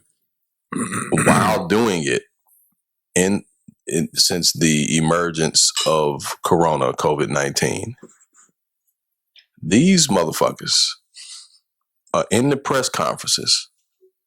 92 motherfuckers in the room, and nobody has a mask on, nobody has gloves on, and they are not practicing social distancing. It is 8 motherfuckers standing behind the goddamn podium. And when it was funny, one of those meetings, somebody coughed. Oh yeah. 4-5, he joked about it. He's like, oh, you're over there coughing. Everyone laughed about it. Everybody laughed about the shit. I was like, dude. Everybody laughed about the shit. This nigga coughed. Everybody laughed about the shit. That shit was funny to them. Ben Carson wiped his fucking nose and touched the microphone and like sneezed or coughed. What the fuck? I'm saying. Again, here we are. We are in the twilight zone. But check it out, and real deal. Here we are wondering why the average everyday American, a lot of us are saying, is not taking this shit serious. Your fucking president is not taking it serious. Your administration is not taking it serious. They're doing press conferences standing with 10 and 12 people behind the fucking podium, and nobody is 6 feet apart. But you're telling people to stay 6 feet apart? What kind of fucking dumb shit is that? That shit is crazy. And you got people watching that and saying, you know what? I'm going to go have a house party tomorrow because these motherfuckers ain't doing it, so I'm not going to do the shit either. But here we are now where the irony of it is, local governments say that you guys can go back out and restaurants can operate at 50%, which I think this is bullshit too. Let me say that. That's bullshit. It is. You're taking a chance with your life by going and sitting down in a fucking restaurant and you don't know what the fuck the cook got, the person that's taking your order got, none of that shit. That shit is wild to me. My question is, why is it so fucking crucial that you gotta go out to eat at motherfucking Southern Social? Like, that shit don't make no sense to me. Eat your motherfucking chicken nuggets at the house with your kids. Like, I don't understand that shit. This has really touched your soul, sir. No, I'm serious. I'm off on a tangent, sir. That's what the show is called. Thank you. Like, I'm serious. I don't get it. Yeah, I understand. I get what I do get, and what I do understand is that human beings are not singular individuals. Like, we want to be around people. We want to hang out with folks. You know, if you're not an extreme introvert, you do want to be around people and so forth and so on. But my thing is that if you're really concerned with hanging out and so forth, like, and you're doing it in a small group, I get that too. But there's not a need to open shit back up to do that. Because now the people who didn't believe that things are at least almost okay. So you're putting those folks at risk by telling them, yeah, it's okay for you to come out. It's okay to, go to a restaurant. It's okay to go get your hair cut. Did you see the video of the Wolf Chase Mall opening up? Wolf Chase, the mall in Atlanta. Where the fuck are y'all niggas going at, man? I don't even understand what's in Wolf Chase Mall that's that important for me to go in there for. Like, real talk, I'm not trying to offend anybody or disrespect anybody when I say this, but again, when you went to the mall, what the fuck? Okay, what the fuck are you purchasing? Yeah, what's in the mall for you to buy anyway? What is it that you are purchasing in the mall that is needed for somebody to see you with it? Mm-hmm. You buying some shoes? Ain't nobody gonna see you wearing them junks. Ain't nobody gonna see you wearing the dope, whatever new and hot outfit is out. No one is going to see that. Ain't nobody gonna see that. Nobody is gonna see it. Ain't nobody gonna see it. You definitely wasn't in the mall paying a bill. But you ain't lying. Like, what are you going inside the mall for anyway? I mean, it's crazy. It's crazy. Rushed the mall. But look though, I'm gonna tell you something though, man. Nigga, it was bum rush like free money was being given. Check it out though. That's that mind control shit. That's that propaganda shit. Like, and this ain't no, I'm not talking bullshit. I'm saying, like, when people don't have access to stuff and all of that, man, when it's time they can actually get out and hang out, they go. Like, it's like a switch is flipped in people's brains. And that's what happens. That's how they respond to it. You know, again, man, like, that's marketing 101, dude. Like, that's business talk right there. You know what I'm saying? I learned that shit in college. Like, you can infiltrate and impact people's brains by what you put in front of them. And you can cause certain reactions by certain shit that you do that will push them to make certain decisions and go out and buy your product and go out and go to your store and do, and you know what I'm saying? That's marketing, man. What sale was going on at the Wolf Chase Mall? I'm just saying, I'm not just talking about sales. I'm talking about, you got to look at this thing. You got to look at it in totality, Jay. You're talking about retail. Okay? Talking about retail. A lot of these people don't have access to certain stuff. So to them, going to the mall still means something, right? Okay, so, all right. So you telling me that come on. So you telling me that same stuff that they trying to buy, people are, man. That same stuff that they trying to buy, they can't buy it online. A lot of people don't have access to online stuff the same way everybody else does. All of them folks had a phone in their hand. They may have a phone, but them people don't all have access to be able to buy stuff online. They want it right now, homeboy. They don't want to wait 2 weeks for that shit to show up. They want that shit right now. They want to go to the mall and still be able to say, I went to the mall and bought this shit. Come on, dog. We talk about instant gratification. Man, all they want to do, they want to go out to the mall and just say, man, ain't no COVID out there. And then next week be mad when they sick. That's the dumbest shit ever. Or get mad because or get mad because while they was out, somebody was coughing. Dude, you shouldn't have been out in the first place, man. So why are you mad? Because again, like I told you on our previous podcast, there are people who have it and be like, you know what, I got it, so I don't need to walk around with no mask. Yeah. And you know, everybody who I've seen that be out in groups and droves, none of them niggas had masks on. None of them niggas had gloves on. Yep. When I saw them people at the Wolf Chase Mall, none of them niggas had masks on. None of them niggas had gloves on. Mm-hmm. None of them. Mm-hmm. So you could be in the mix with one of these motherfuckers who has it, who feel like I got it, so I don't need to wear no mask. Dude, you just have infected at least one who has infected 3, who is infecting 12. Yeah, that's true. I mean, we saying this in a way that is real. Like, we just saying it's real silly shit. As shit, Yeah, man. it is silly as fuck, man. To go to the mall. Yep, it's silly the mall, as fuck. Man. It's silly as fuck. The mall. I'm not even gonna lie. To spend your stimulus check? Yep. To spend your unemployment check? Yep.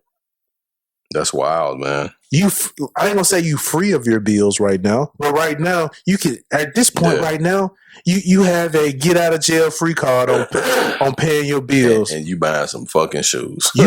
Right now, you can stack your money or invest that junk in something, or invest in yourself. That's crazy. And doing something with that junk. But y'all at the mall buying some fucking shoes, man. I don't recall Macy's saying that they had a sale. Man. I don't recall Finish Line or whoever is in the mall now. They really don't. They really don't have to, because like I said, that's crazy, what I'm saying. Man. That's all I gotta say. That's crazy, man. Mm-hmm. And I'm saying it's crazy. I used to be. I was young before. And even when I was young, when some silly shit was going on, I still wasn't doing that shit. Well, you know, I might have been doing mentality though. Yeah, I might have been doing some other shit, but I ain't doing nothing where a drove of niggas are gonna be at. Nah, definitely not. You can't control that situation. Man, at all. You can't control this situation at all. I'm still tripping. I'm still tripping at them line of people at the mall in Atlanta, man. Like, that was just flat ass ridiculous, man. Like, man, I don't understand that. Like, them folks was out, man, them folks was out there. Like, they was out there. I'm like, why is y'all out? At the Lenox Mall? Yeah, I'm like, why is y'all out like this, man? Like, I don't get it. Like, I understand that they said places were open, but the club ain't open. The club didn't get open. Man. Where you finna flex it? Where you flexing it? You know what I'm saying? Like, for That's real. a good question. Where are you flexing it? The only place you can possibly flex is on TikTok, Instagram, and Facebook. You're not flexing any place in public. At all. Or maybe you washing, I put like this, outside of washing your car and flexing in your car up and down the street or something. Who seeing you flexing? Like I told you, man, it's instant gratification. It's a mental thing. It's a mental thing, man. I'm telling you, there's studies that's been done on this stuff, man. It's mental, brother. It's mental. Hey, it's real talk. I understand instant gratification. Hey, go get some pussy, my nigga. That ain't. Go get some head, my nigga. Instant gratification. No, that's not what we talk. That's a whole different conversation. And I want to say this. I realize I'm gonna have to start censoring myself. That you are, sir. Because I've tried to censor you, and that shit does not work. My mom was like, "So I hear you talking about relationships again." I was like, "Oh, hell, yep, mama."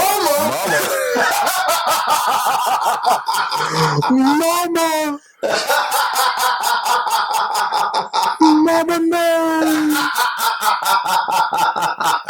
Mama, no. Oh, shit. Oh, man. Now y'all gonna be like, damn, Jason ain't cursed not one time. Mama, I'm sorry, mama. My mom is aware, though. She is aware. She ain't aware of how extreme may go sometimes. Yeah, she's not. Yeah, she don't need to be either. She ain't gonna be like, yes, I am not surprised. My son, my son is grown, baby. Oh man! Hey, real quick, I don't know if you remember that the Birmingham Barons played the Memphis Chicks. For real? Yeah, MJ was here one year. That year he played rather, but yeah, when he went to, he was playing for the Birmingham Barons and they came here and all of that. Yeah. Did you go? I didn't make the game, but a friend of mine actually got to meet Michael Jordan when he came through here. And Michael Jordan has come to Memphis several times actually. But when he came, he played for the Barons. He actually got a chance to meet him at the game, at the Chicks game. So it was pretty fun. Man, I'm slow.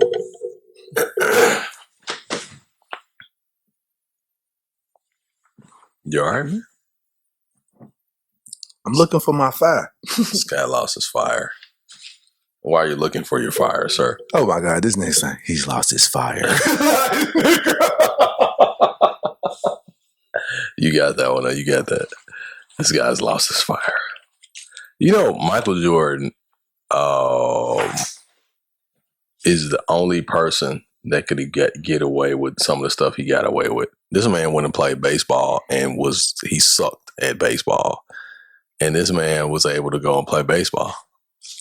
Not only did he suck, but after he sucked, they was like, if they gave him some more games, he would have been amazing. No, he would have continued to suck. Yeah, because baseball, he even said baseball, he did that for his dad. It really wasn't his thing. Man, I could have sworn. He started playing. He played baseball first. No, you just had it over there, man. Oh my God. Just wanted to make sure. Yeah. Please do, sir. Please do. Let's not do that again. Let's not talk for an hour and 45 minutes and it doesn't record. And then be like, damn, hey. So it's just a therapy session, pretty much. Yeah. I think that happened on purpose. Yeah, I think it did. It did, man. No, real shit. That happened on purpose. Yeah, it happened on purpose, man. And I'm glad it did. Yeah. That was actually real talk, man. It was actually healing for me. Real shit. Yeah. For real. Yeah, that was healing for me. And what we're speaking of, listeners, is actually a podcast session that my friend here did not push the record button on, that we thought we were recording and it didn't take place.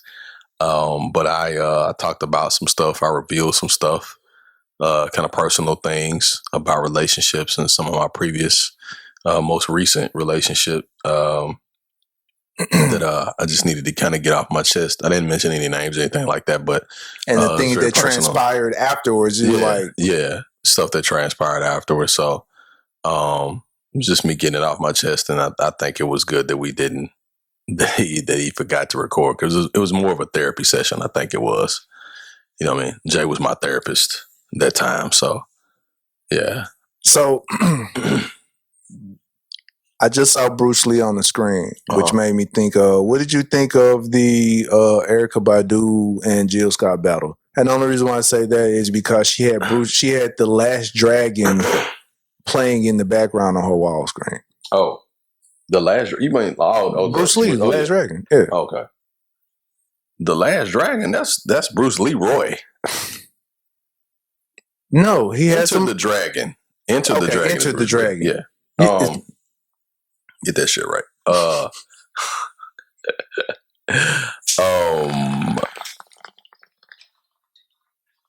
What'd you say? What I think about that? Man. First of all, I just gotta say, man. If there are two women artists that I would probably say I could be in love with at the same time, it would be Jill Scott and Erykah Badu. And I can say their names opposite. It would be Erykah Badu and Jill Scott. If I could be in love with both of them at the same time, I would. I'm not lying. I've heard, a lot of guys say that you shouldn't look Erykah Badu in her eyes. And I see why. Like, you look Erykah Badu in the eyes, like, you be hypnotized, like, you can't stop looking at her. And then Jill Scott is like... the sultry voice. Man. All of that. Dude, Jill Scott is like, I'm not going to say what I'm thinking. I'm not going to say what I'm thinking. But, dude, like, I would like...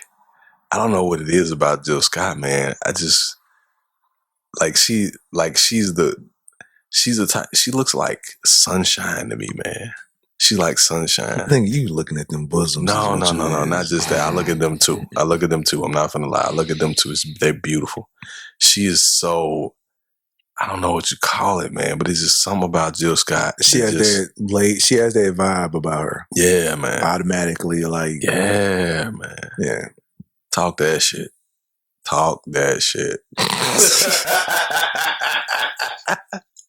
And then Erykah Badu, man, it's just Erykah Badu. You just look at her. I could just look at her, and I'd just be like, she is cool. She cool. As fuck. Both of them cool on the fan. Yeah, both of them cool on the fan. Yeah, man. I would say visually off top, I was disappointed. Visually, why? What do you mean? So, like, when we were talking about it before, here we go off on the tangent. When we were talking about it before, we're thinking like incense is going to be, you're going to see incense burning, candles everywhere. Now, Jill Scott, she had some candles, but like Erykah Badu, she ain't had no incense going. She ain't had none of that junk. Like I said, she had Enter the Dragon playing on the screen in the background.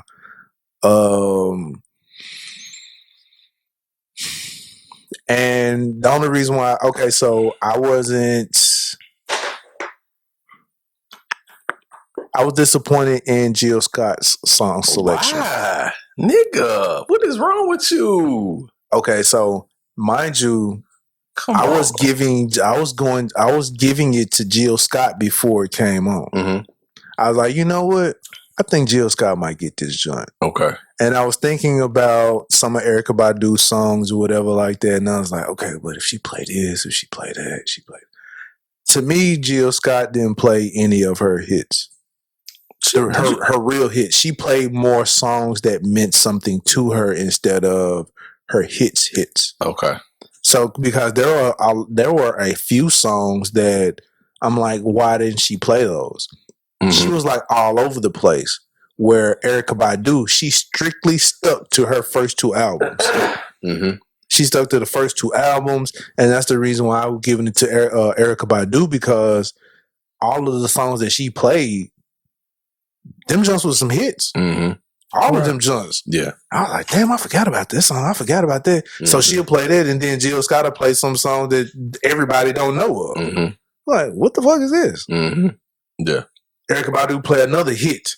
Jill Scott, oh, this song meant so much to me, and I did this, that, and the other. And then it's some live version you've never heard before. You're like, what? I think they still dug it though, man. It was still good. Yeah. Like, yeah, they still dug it, you know. The fans still enjoyed it and won, but to me, I would say Erykah Badu won, because if we're doing song battle, and we're doing battle for battle, and we're doing song like we did the Prince versus MJ. Right. Those songs, top songs versus top songs, right? Those songs, you're like, man, that's a tough one. That is a tie.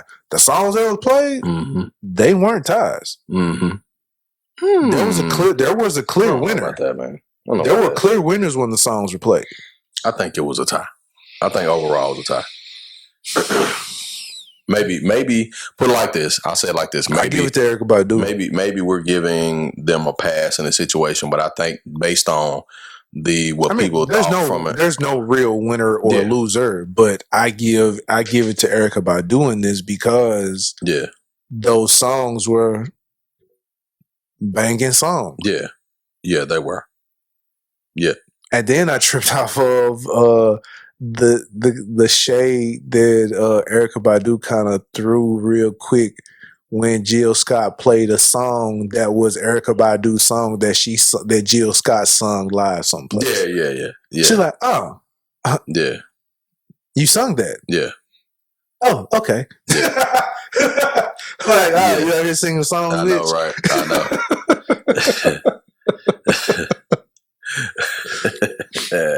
You're out here singing my songs. That's the competitive stuff, though. You're out here singing my songs. Huh? Yeah, that's the competitive stuff. Yeah. Okay. Yeah, that's the competitive stuff, man. Shout out to Erykah Badu, the wonderful, talented, gifted Erykah Badu, the wonderful, talented, gifted Jill Scott. Man, legendary queens, man. I thought something had happened on the tape. I was like, did something just repeat? Am I on? No, that's just me talking my shit. Yeah, gotcha. It's me talking my shit, man. So what do you think about The Last Dance, as far as what do you think it's going to do culturally? Because this is going to affect culture. This documentary is going to affect culture overall, not just basketball, but it's going to affect culture, how we look at stars, how we look at superstars, how we look at sports, how we look at media. This main thing, I think, media. I already see the resurgence of the white and black patent leather Space Jam joints finna get ready to come back out. Those not the Space Jams. The patent leather joint? No, those are not the Space Jams. What's the Space Jam? Space Jams are different ones. We can look them up, but those are not the Space Jams. You're gonna get in trouble with the sneakerheads when you do that. Well, those are not the Space Jams. What Jordan is that? The patent leather Jordan. The patent leathers, those are the 11s. Okay, I see a resurgence of the 11s. I'm pretty sure they'll show up again somewhere. Somebody's probably selling them now, so you know. To me, that was the best one. The 11s? Yeah. Yep. The ones, the 4s. Visually. Yeah, visually the 11s are the greatest ones, and the 4s, I think. And that's my opinion. And the 1s, of course, iconically.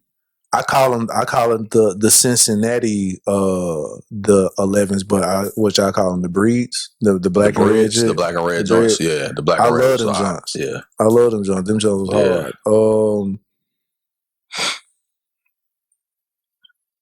And the all white ones. The all white ones with the Carolina. The Carolina blue. Yeah. with the Carolina Clear Sole. Oh, okay, yeah. Those were dope. Them shit was hard. Yeah, those are dope. Yeah, the 11s are dope. Any color you get those in, they're going to be dope. I don't think you can. I don't think you can be a superstar with the ugly shoe. Shaq did it for years. If you have an ugly shoe, you're not that big of a superstar. Well, yeah, like I said, Shaq did that for years. Shaq had some ugly shoes for a while. But Shaq knew that nobody really is going around buying center shoes. Who's buying the center shoes? The bad. Did nobody really buy the Patrick Ewings? No, nobody. Nobody fuck with those shoes. And it was Patrick Ewing. They trying to rock them now, but wasn't nobody rocking the Patrick Ewings. You had a few people rocking. No, you did. You had a few people rocking them who lived in New York. Yeah, but I'm saying back then it was on internet, so you didn't really see it. They started pushing stuff out west and down south later on. Right. But at that time, if you rock Ewings, you had to be from up north or the East Coast because they weren't available anywhere else. You know what I'm saying? They just like buddies. The Ewings didn't look like buddies to me, man. They looked at it like buddies. Looked at it? Yes, they looked at it. Is that a word? It will be today. And people who use looked at it. It's an actual word. This guy right here, man. I'm glad. But I will say culturally, I think it will make people try to review or look at old film of the Bulls who probably did not experience and see Jordan or anything like that. Yeah. It would also I agree with that. It will also rehash the whole thing as far as, okay, I see why these old heads like this nigga so much. Right. I agree with that. If they even really care. But if you like basketball and love basketball, then they'll be able to see like, okay, all right, I see why. And it might get other people to start stepping their game up in basketball. I think so too. So I want to say whenever this, I think that's the main thing is get these young guys to look at this and be like, hey, if you want to be great, I think they really finna start playing rougher. Yeah, they're gonna get back to playing rough ball, probably talking some shit. Yeah. So it probably might resurge that more. I ain't gonna say aggressive basketball, but a more just a more aggressive, less pansy. Yeah, because there's some pansy shit going on right now. Right. So I think that will be. I don't like that soft ass. I'm gonna just say that I don't like that soft ass basketball y'all playing right now. You blow on somebody, they go to the free throw line. I don't like that shit. I do not like that. Hooping is hooping. Hooping is hooping. Period. Right. It's a contact sport, people. I like watching the WNBA better than I like watching the NBA.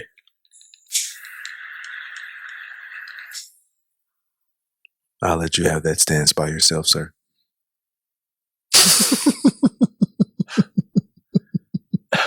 It's more fundamentally sound, I'll bet you that. Make mention of fundamentally sound shit again if you want to. I'll do it again. It's more fundamentally sound, sir. And that's why I don't like the Spurs. And that's why I don't like the Jazz. Or didn't like the Jazz. It doesn't matter. They win, man. It doesn't matter. It works. It just works. And that's the reason why the basketball is boring. And that's the reason why Michael Jordan is the GOAT, because he was one of the most fundamental basketball players ever. But didn't play like that. He didn't play like this. Yes, he did. So he played like the Spurs. Dude, if you watch him, come fly with me and watch all of Michael Jordan's tapes, he tells you what he does, pretty much. It wasn't boring basketball. You talking about from a team perspective. It wasn't Michael boring Jordan basketball. was one of the most fundamental basketball players ever. Okay, but he did it in an exciting way. Yes, he did. Okay. That's all. It's about presentation, I don't have sir. a problem with that. It's about presentation, sir. Yes, it is. He made it look exciting. He made it look the most exciting as any fucking everybody ever did. The Spurs play like the nigga who does the Visine commercial. Wow.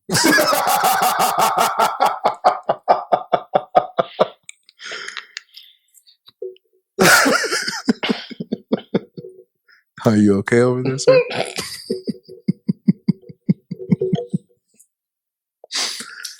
First of all, you have to say that right while I'm drinking.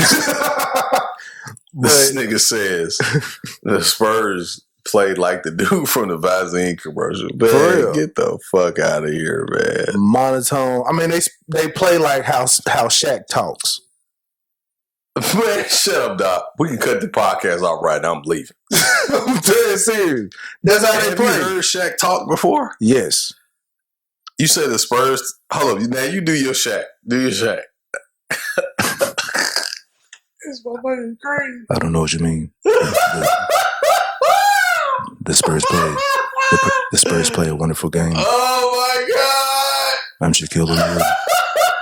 And what do you mean? The Spurs play great basketball. It's fundamentally sound. I have no other inflections in my voice. This is you got it. No, so you two a little bit too proper for Shaq. Like you got to be a little more country for Shaq. This is all that I have. You know, when you look at the way that they pass the ball around, they pass the ball good, and you know, it's just overall better basketball team. You know, you talking about top 3, top 4 blockers in the league, and then the things that they do is just it's just play overall better basketball. I mean, like Kenny, you know what I'm talking about, but Chuck, you can't identify me because you don't have one of these. Chuck, you got one of these, Chuck? You got one of these, Chuck? Chuck, you're just terrible. You got one of these, Chuck? You're terrible, Chuck. I'm just saying, Chuck, you got one of these. If you don't have one of these, then you need to be involved in the conversation. It's just me and Kenny talking because we got championships, not you, Chuck. But again, that's how the Spurs play. The Spurs play great basketball, man. Okay.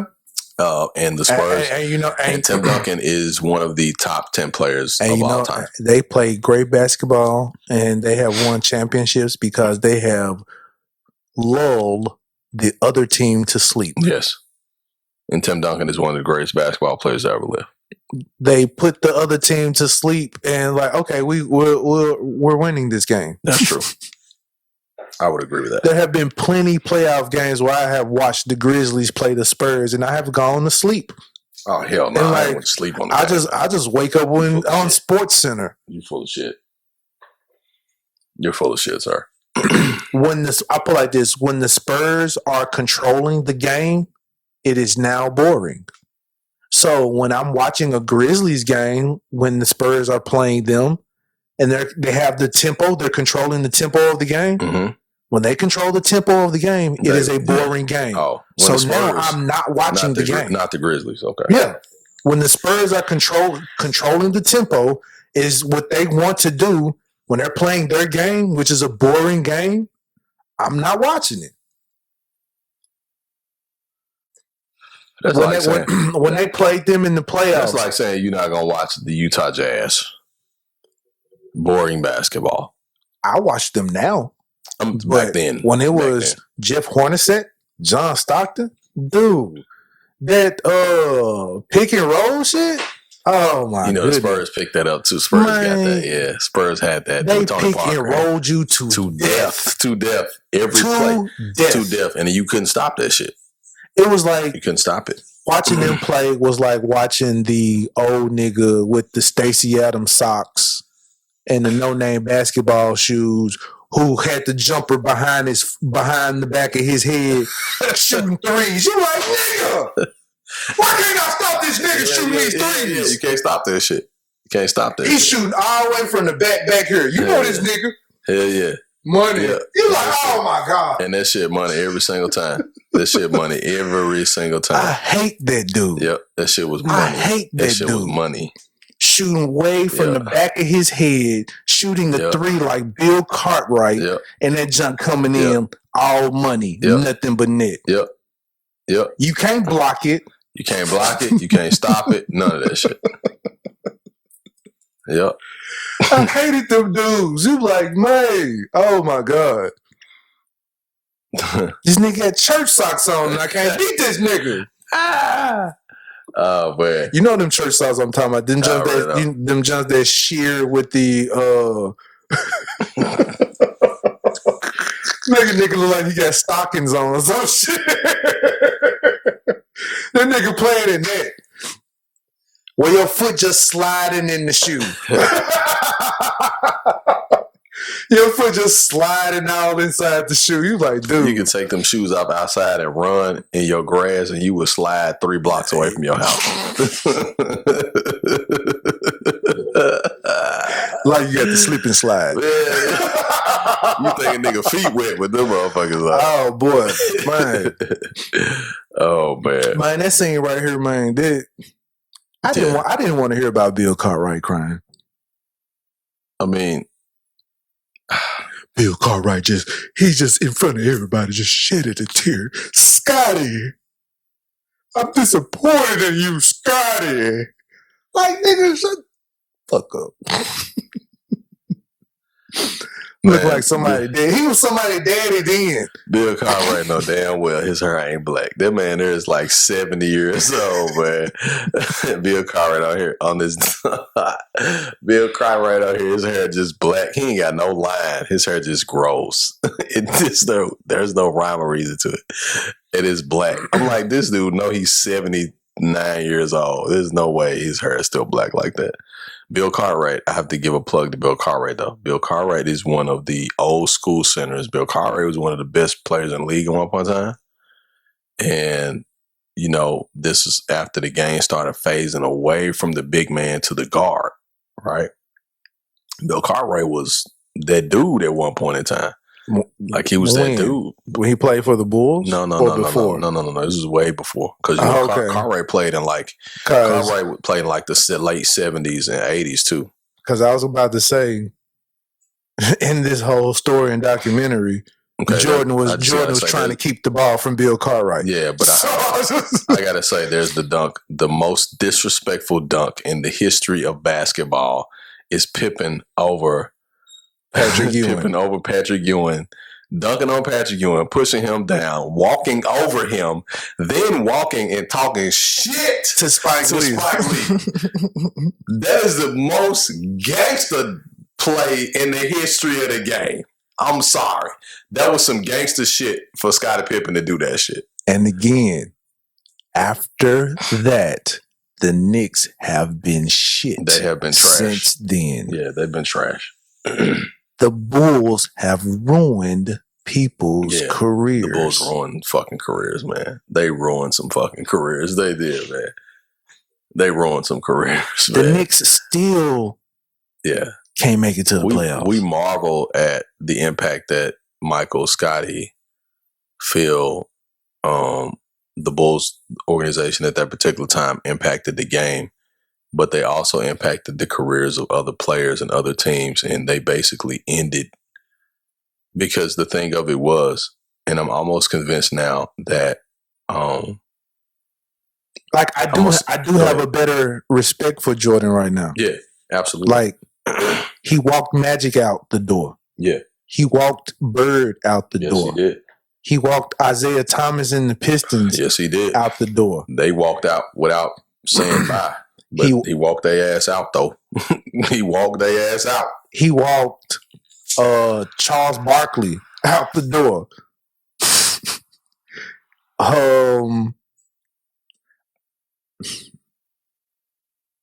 You don't even... He walked the Jazz out the door. Mm-hmm. Like, if you think about every team that they played against, you don't remember who the fuck they played against. Like, we remember because we're talking about it right now, and we watched the documentary or whatever. Yeah. But, like, you didn't remember Jason Williams played for the Nets during this game? I mean, I do, because I follow basketball, but most people don't. Yeah. Kerry Kittles was on this New Jersey Nets team. Yeah. Yeah. People gonna be like, Kerry who? Yeah. Kerry Kittles was fire. Yeah, Kittles could ball, man. But again, you don't remember none of these people. You don't remember none of these people. Like right now, Gary Payton is becoming a meme because of what went on in this documentary. Yeah. But people don't realize Gary Payton, Seattle Supersonics, Sean Kemp, Hersey Hawkins, Yeah. them niggas had a 68-12 They sure did. record. They sure did. They were a great team, man. 68-12, number 2 behind the Bulls. Mm-hmm. Mm-hmm. Yeah. That's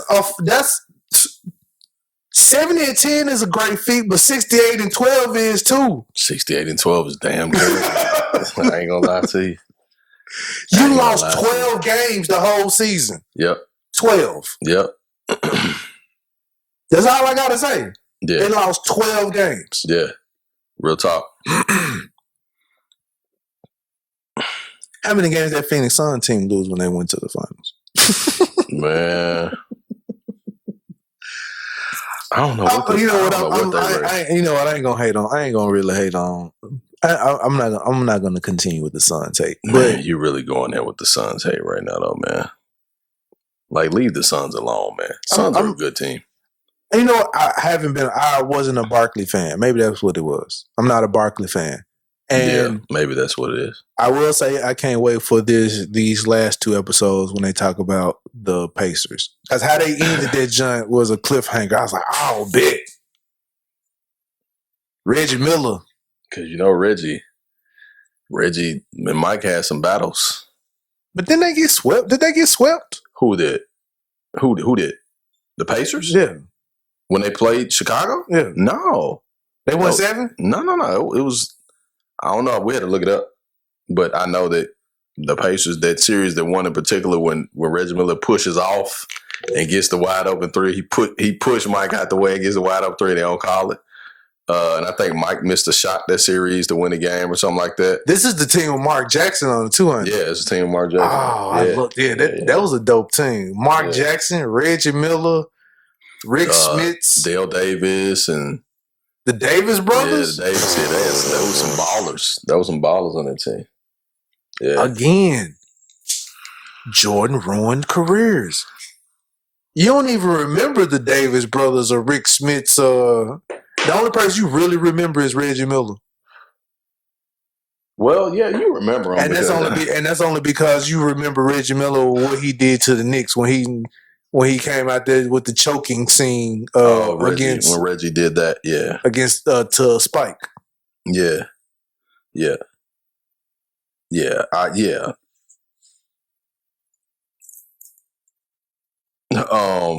It's funny you mentioned that because somebody said something to me about it the other day. That actually was asking me about in terms of when you had those battles and so forth. When you talked about Reggie Miller, you talk about Michael Jordan, you talk about Reggie Miller, you said trash talking and stuff like that. Reggie Miller was a shit talker, and he would back every last word of it up, though, too. Them games that Indiana played against the Knicks, there was some epic series, man. Like, that was some basketball going on. Like, we watched that shit. Like, Reggie Miller dropped, what did Reggie Miller score? Like 12 points in like 8 seconds, or some shit like that. Yeah. Like crazy shit like that. So, I mean, that was something, man, that was on a different level. I think one thing I will say, shout out to Reggie Miller, man. Reggie Miller's competitive nature. He ain't had no tennis shoe either, did he? He had one, but nothing that stuck out. He was like a team Nike. I got them Reggie Millers, man. Man, ain't nobody had no Reggie Millers, man. Ain't nobody had no Reggie Millers. That nigga had the ugliest shot in the world. Like, I've never seen anybody shoot a J and when he's done, his hands crisscross. Dude, and would drop your ass off with his hands crisscross. I'm like, dude, are you handy, man? What is this? Drop your ass off. That shit was going in. Pure. That nigga like handyman on Pure. Living Color. And then talk shit. Oh my God. Like, man, what is this, dude? It would drop your ass off and talk shit to you at the same time, too. Drop your ass off all the way. And people might not like when I say this, but Steph Curry is Mark Jackson reincarnated. What? Steph Curry is Mark Jackson reincarnated. Man, you smoking rocks. Nigga, that shimmy and all that other type of stuff, dropping the niggas off, and that's Mark Jackson all day. Mark Jackson, yeah, the shimmy, but Mark Jackson was nowhere near as pure as Steph Curry, dude. Like, ain't been no Steph Curry before Steph Curry. Steph Curry is people will be saying who gonna be him after him. I'm talking about the You talking about just the swag, the attitude and the swag and the flair and shit like that. Yeah, now I will say that. I'll give you that. I will say that. Because he wasn't like that before. I will say that. I think he picked up some stuff over time. Like he wasn't like that before. Because they gave him kind of like, because Mark Jackson was not scared of your ass. Mark Jackson to give your ass the business. At all. Yeah, like people don't be talking about Mark Jackson.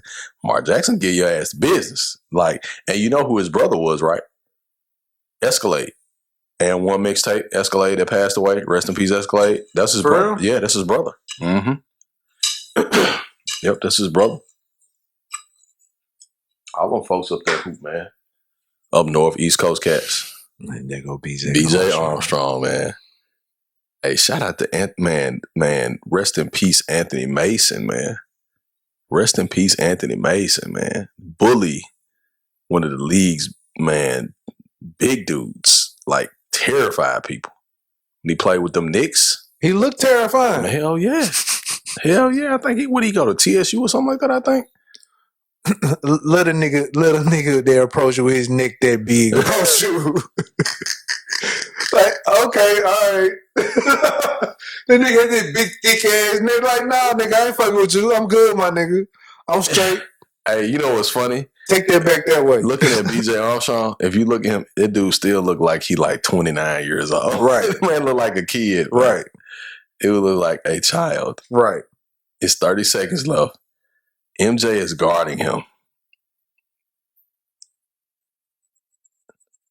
Look at this. Look at this. BJ makes his move, right? And then he gets the pick, but he shoots off the pick. And then look at him. Look, he's celebrating. He's celebrating 76-71. He's celebrating. Look at him. Hey, look, he talking shit. Look, he's celebrating. And Mike is watching all this shit. Look. Now, mind you, it's 2-1. Yeah, it's 2-1. That's it. He slapped his chest. Look at him. Oh, yeah, motherfucker. Yeah, bitch. Who got y'all? Oh, I'm sorry. It's tied 1-1. That's right. It's 1-1. Yeah, it's 1-1. Yeah, it's 1-1. Yeah, that's the fuck I'm talking about, motherfucker. I hit the game with a shot of you bitches. That's what the fuck I'm talking about. Yeah. Chicago looking like, oh, okay. Okay, you're right. Yeah. Because who else is on this team? I know none of these niggas. Anthony Mason. Outside of Anthony Mason. BJ Armstrong, and I don't know who else was playing. Now, it looked like Steph Curry that was on that team. Dell Curry, I think, was on this team. Yeah, I think Dell was on this team. Man. Yeah. Yeah, and BJ was talking shit. If BJ paid for it later, you don't talk shit to Michael Jordan. As a matter of fact, everybody's listening. Don't talk shit to MJ, but don't talk shit to people who do stuff like MJ does either. Like that are that competitive. Don't talk shit to people like that because they live off of getting your ass. Being petty. Yeah. Being petty. Yeah. That's what this is about. There's some kings of petty in this studio. I'm not going to name them, but there's some, yeah. Hey, I told you, I'm petty Pendergrass. I mean, to be honest, I'm actually more petty than you. You just don't know it yet. I could be really petty. I could be diabolically petty, but I choose not to. I like to keep my energy on a higher level. Okay, sir. No, seriously.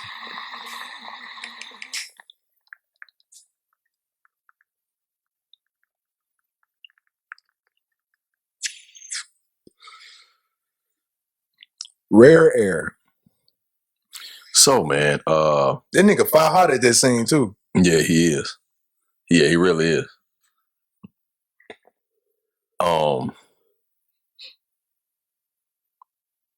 What else you got to rap? This is one of the last things And there you go. No, that nigga, LeBradford Smith. Oh, LeBradford Smith. Oh yeah. LeBradford Smith. Yeah. I would just like to say,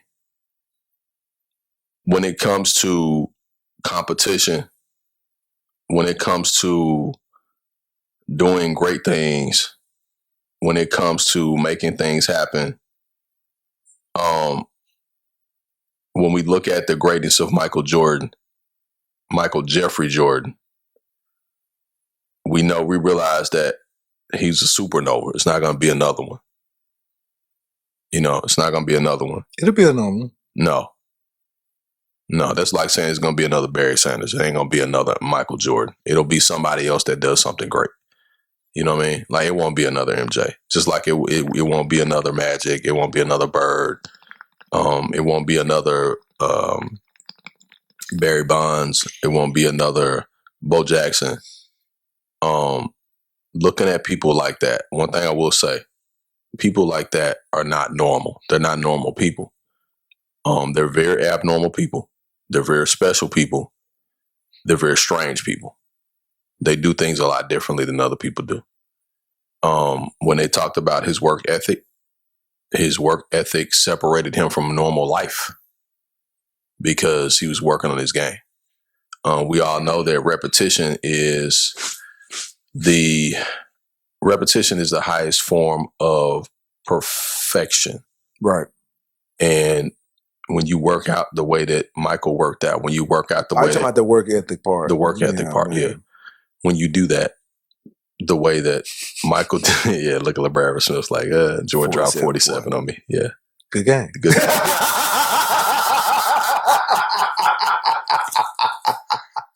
Good game. Got that finger point. He got that finger point. Good game.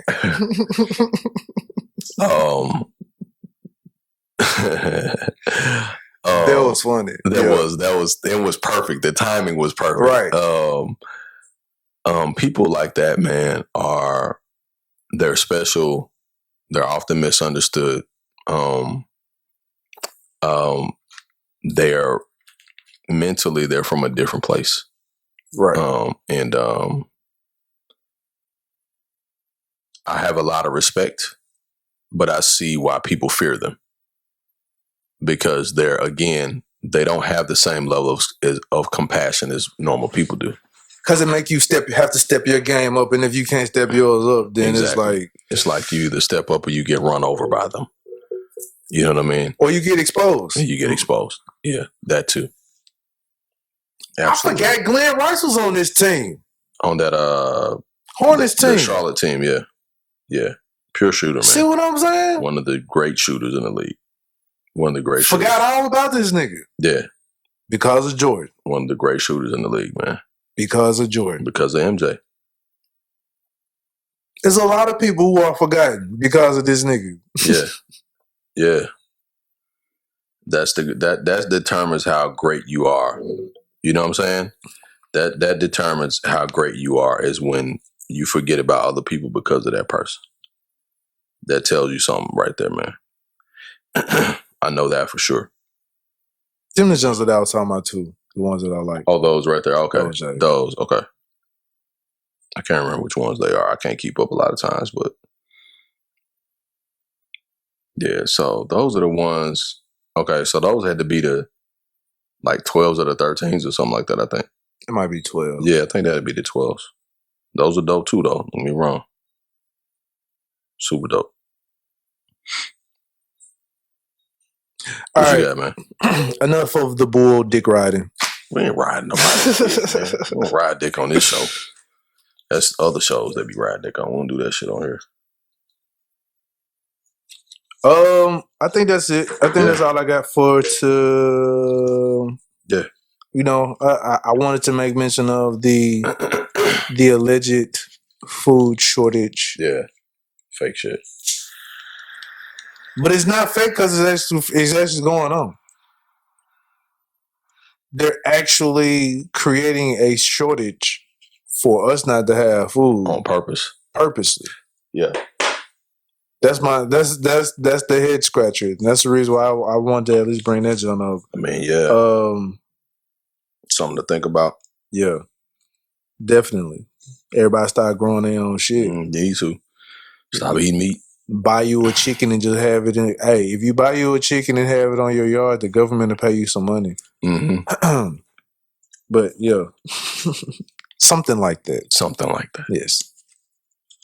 If you don't believe me, just go look it up yourself. But yeah, I'm sure you'll find. Hey, there's some truth to this. Oh man. Bobby Fields. I remember Bobby Fields, man. Look at they beat them folks 4-1.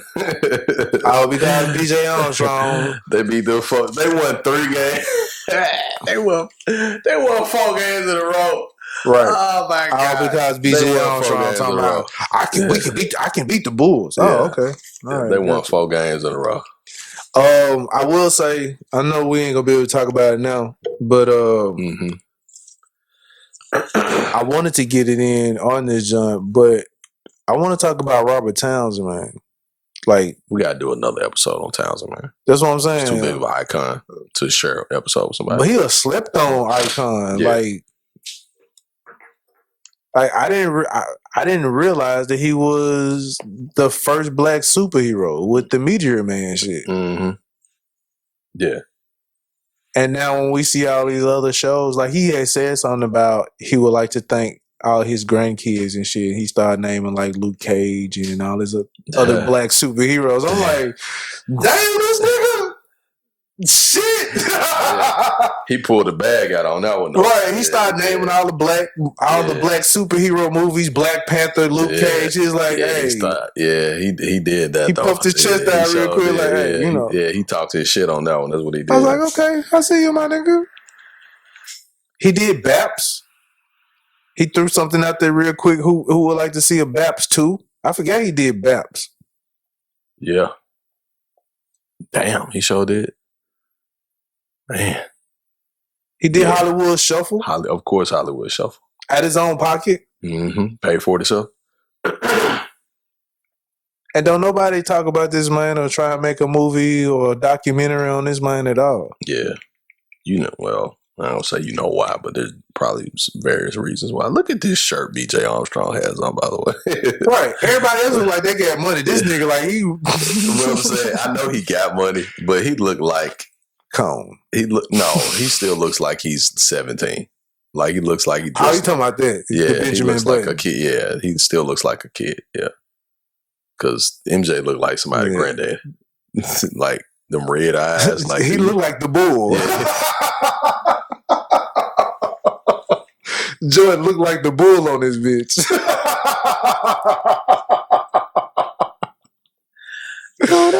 No. Oh, shit. Look at him. That man mustache still black. He know that shit gray as hell.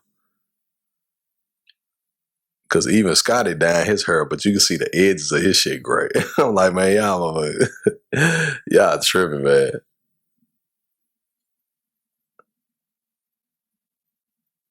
Yeah. All right, man.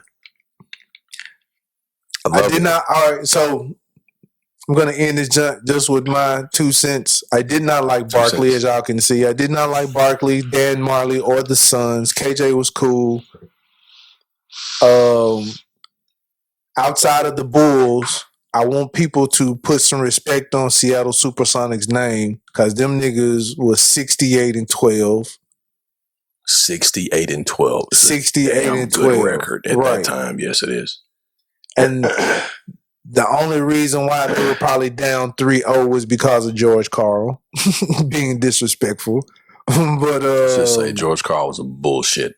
He was. I think that jump probably would have went 7 games. If they had a different coach, that probably would have been a tighter. Yeah, but George Karl was one of the. He was a classic asshole in the league. Really. Yeah. But Jordan, you know what? Like I said, I'll put respect back on his name. I didn't really fuck with him for a minute because of some fact I knew he was a dickhead. Who, MJ? Yes. Yeah. But I mean, like I said, man, a lot of great people that are great at different things, they are dickheads. Speaking, have you ever paid attention to Horace Grant when he put that line in the middle of his head? Yeah, he had that part in the middle. But you And know, but when he put his head down, what it looks like? What it look like, man?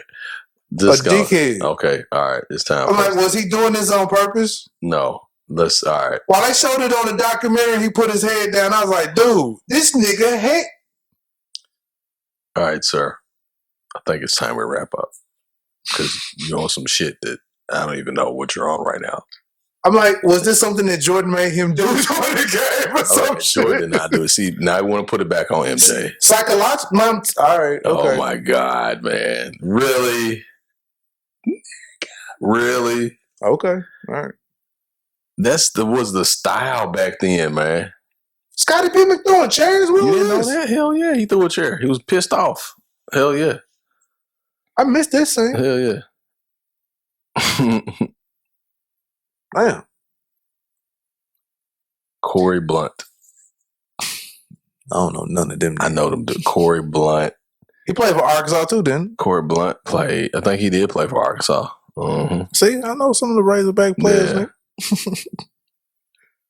You know who my favorite Razorback of all time? Corliss Williams. No, not Corliss. He's one of them. Scotty Thurman. Shoot from the side of his head to drop your ass off too. Scotty Thurman. That's Scotty Williams. You say Corliss Williams? Yeah, ain't nothing wrong with that now. This is one of the greats. One of the great. Man, what happened to that man? Man, Corliss Williams is doing good. Go on a whole nother tangent. Yeah, let's not do that. Shit. No, he's doing good. Shit. Corliss is doing good. Corliss is doing good. Yeah. Yeah. Cause it was like Corliss Williamson with David Vaughn during that time. Well, I think David Vaughn was in Memphis. Yeah. Yeah, it was back. I mean, they came out in that same. Vaughn was a little bit after them then. He was a little bit after them. Really? He was a little bit after them, I think. Yeah, because David Vaughn was after Penny, so. Okay. Gotcha. Yeah. All right. I know we talking about basketball. We're going to be on this shit. Oh, ain't that bad. Cool. And we did not talk about relationships. Very good, Samuel. Very good. I'll just do it on my page. Very good. Yeah, I'll just do it on my page. Oh, Lord, please don't. I'm kidding, man. I'm kidding. I'm bullshitting. I'm going to wake up the next morning like, this nigga. No, I'll talk about relationships on the phone. You get that shit, huh? Yeah, that's what I thought.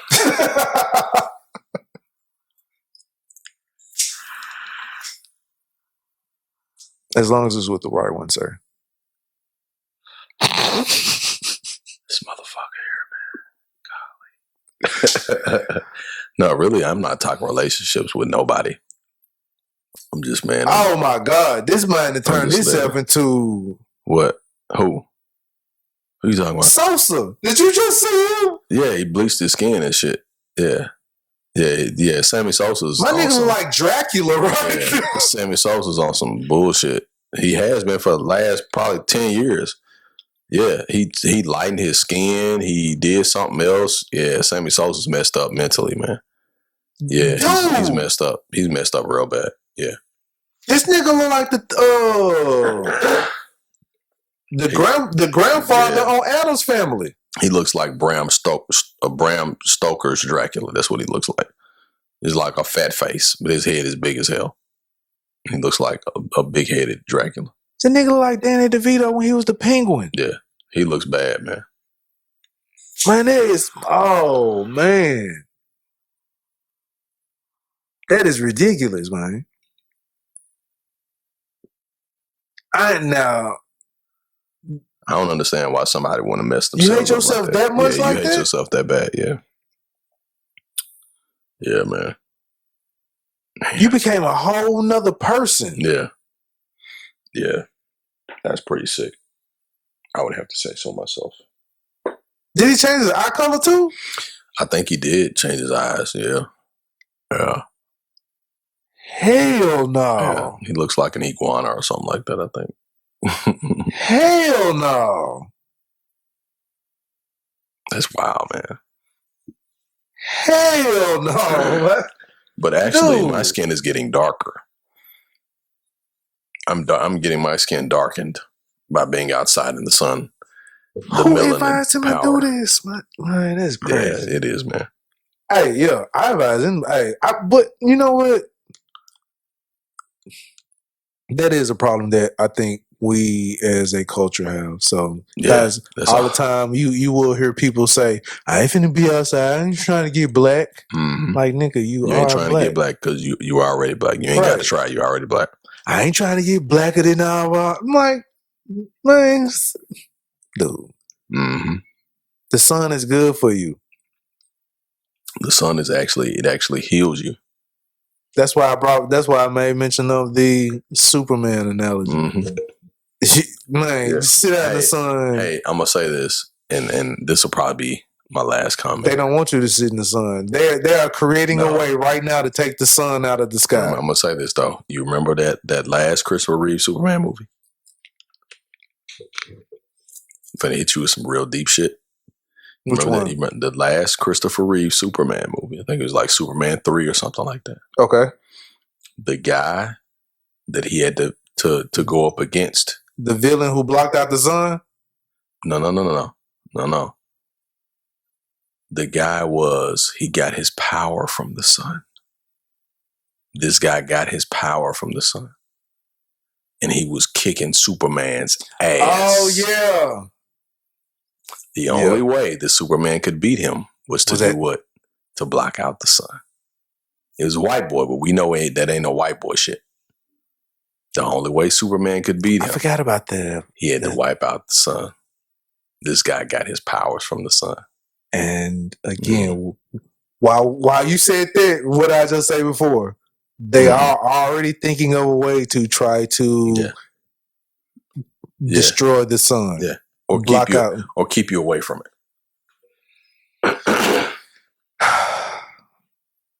I hate to end this on like a depressing note, people. No, you're not ending on a depressing note. Just say some real fuck shit before we end, so that way we don't end on a depressing note. This is what. Say something like, we're not recording for you motherfuckers to go and get hoes. The shit that we say is just really from the heart. We're not giving you game for you to go and get women. Trust and believe. Somebody will be posting. I was just thinking about this the other day. No, nigga, you just heard this shit on this podcast. Nigga. Please, just give credit. I'm not. Right. Just give a little credit. So hey, it's okay. Great minds think alike sometimes too. So hey, exactly. I get my ideas from different podcasts that I listen to. Speaking of, man, Mike, did you see the new video of Mike Tyson? Dude, Mike Tyson looks like Mike Tyson, man. That's crazy, man. I was hyped to see. Okay, I just want to make mention of two different videos. Did you see the Evander Holyfield I'm Back video though? I saw that, and he needs to stay retired. He sounded like he was like, I'm back. I'm like, nigga, stay at home. Stay at home, man. Just stay at home. Just stay at home, my nigga. If you don't sit your old ass if down. Mike Tyson didn't eat your ear off, he gonna eat your entire soul this time. Man, every punch that Mike Tyson was throwing.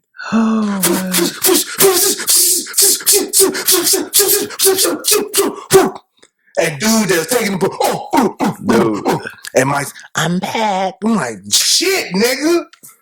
Damn.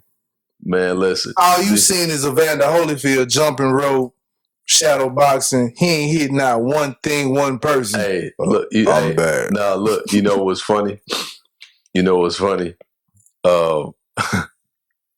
The dude that Mike was training with said he saw his life flash before his Hey, that was one of the realest. That was what you call a real nigga statement. That man said, I saw my family, my childhood, and everything before that man hit me. I was dying.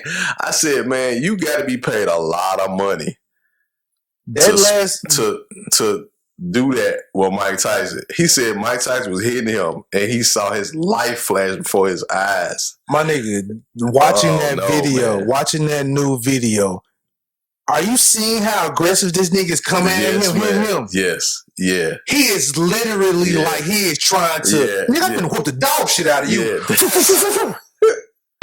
He punched that man and that dude walked off. He was like a heat-seeking missile, just all he saw. Dude, that dude walked off. He said, "Whoo!" I said, "Oh God!" I said, "Man, he don't punch that. He punched that man's soul out his body. Dog. He just don't know it yet. He an empty shell walking. He punched that man's spirit out of his body. Dog. That man's spirit was knocking on the door trying to get back and out. Man, I'm sitting here. I watched this video like 10 times. 10 times just watching how Mike is training like he is 21. Man, he sure is. That shit crazy. That shit crazy. Everywhere, like, okay, so I used to box. So just to explain to people is like that movement that he was doing, following this nigga everywhere he went, it's like looking at a hungry dog and you holding this bloody steak in front of him and he ain't had nothing to eat in 3 weeks. Looking at Mike Tyson move like that, it was like that. Yep. You holding a piece of meat in front of him and he, everywhere you move, he there with 3 punches. Man, shit. 3 punches. And I ain't talking about the light punch. Each one was an aggressive fucking punch. Like, dude, man. I got something to say about that when we get off here. I can't say it on here. What? Something about that still. I'll let you record it, pause it, and go back. But we'll finish that. We'll finish the podcast first, yeah. But yeah. I just wanted to make this statement about that Mike Tyson. Man, that Tyson John was. Yeah, Tyson is. That nigga is ferocious still. Yeah, he is, man. He is, man. And he can get cut up. He lean now. Yep. And he knows all the new little CBD and stuff to keep himself healthy and limber and stuff now. He owns a weed farm. Yeah, he owns a weed farm himself. So, yeah. I think that nigga, he might want to do one round and see what some money can do real quick. Yeah, just a little round, just a little round. Him and like one other person. Just do a little round, do a little something. I saw the internet talking about him and Tyson Fury. So Tyson versus Tyson. Nah, that ain't gonna happen. That's not gonna happen. Tyson Fury don't even want to take that risk to get beat by a 53-year-old man. So, yeah. Shit. Yeah. Tyson got the fountain of youth. That nigga done turned back to 35. Man, for real, man. But yeah, I'll go ahead and wrap it up because I will talk about Mike Tyson, man. Yeah. I'll talk about Tyson all day. Yeah. Now that's a Michael that I can talk about. We talked about Michael Jackson the other day. Like Michael recycled. Talk about Michael Jordan here. 16s, these verses from the Bible. No, my bad. I'm rapping Jay. But yeah, man, shout out to all the listeners. Much love to y'all for staying with us during this quarantine. Shout out to the new listeners, new subscribers.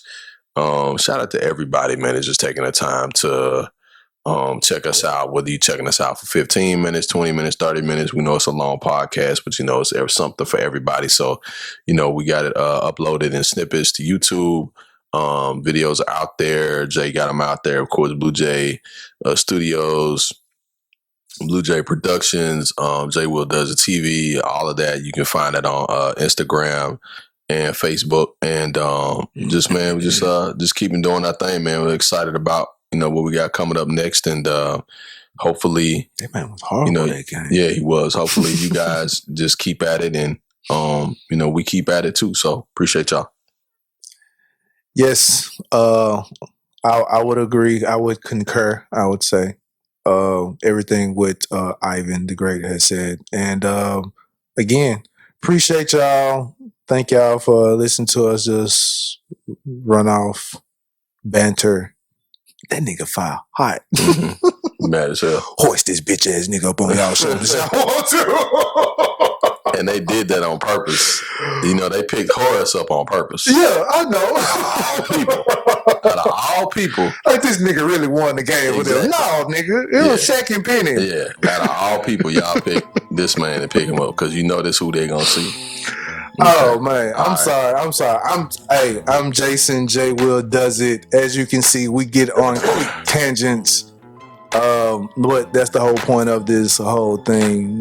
That's what the show is called, people. Right, off on a tangent. So again, thank y'all for listening, entertaining us while we entertain you all. We appreciate that. And go ahead and get up out of here. Probably gonna rap about some other shit. That's it. That's how we do. And yeah, we're up out of here. I'm Jason. JWillDoes. This is Ivan the Grizzly, the Greats, and this is the Off on a Tangent podcast. And we up out this joint. Peace. Peace. Shit.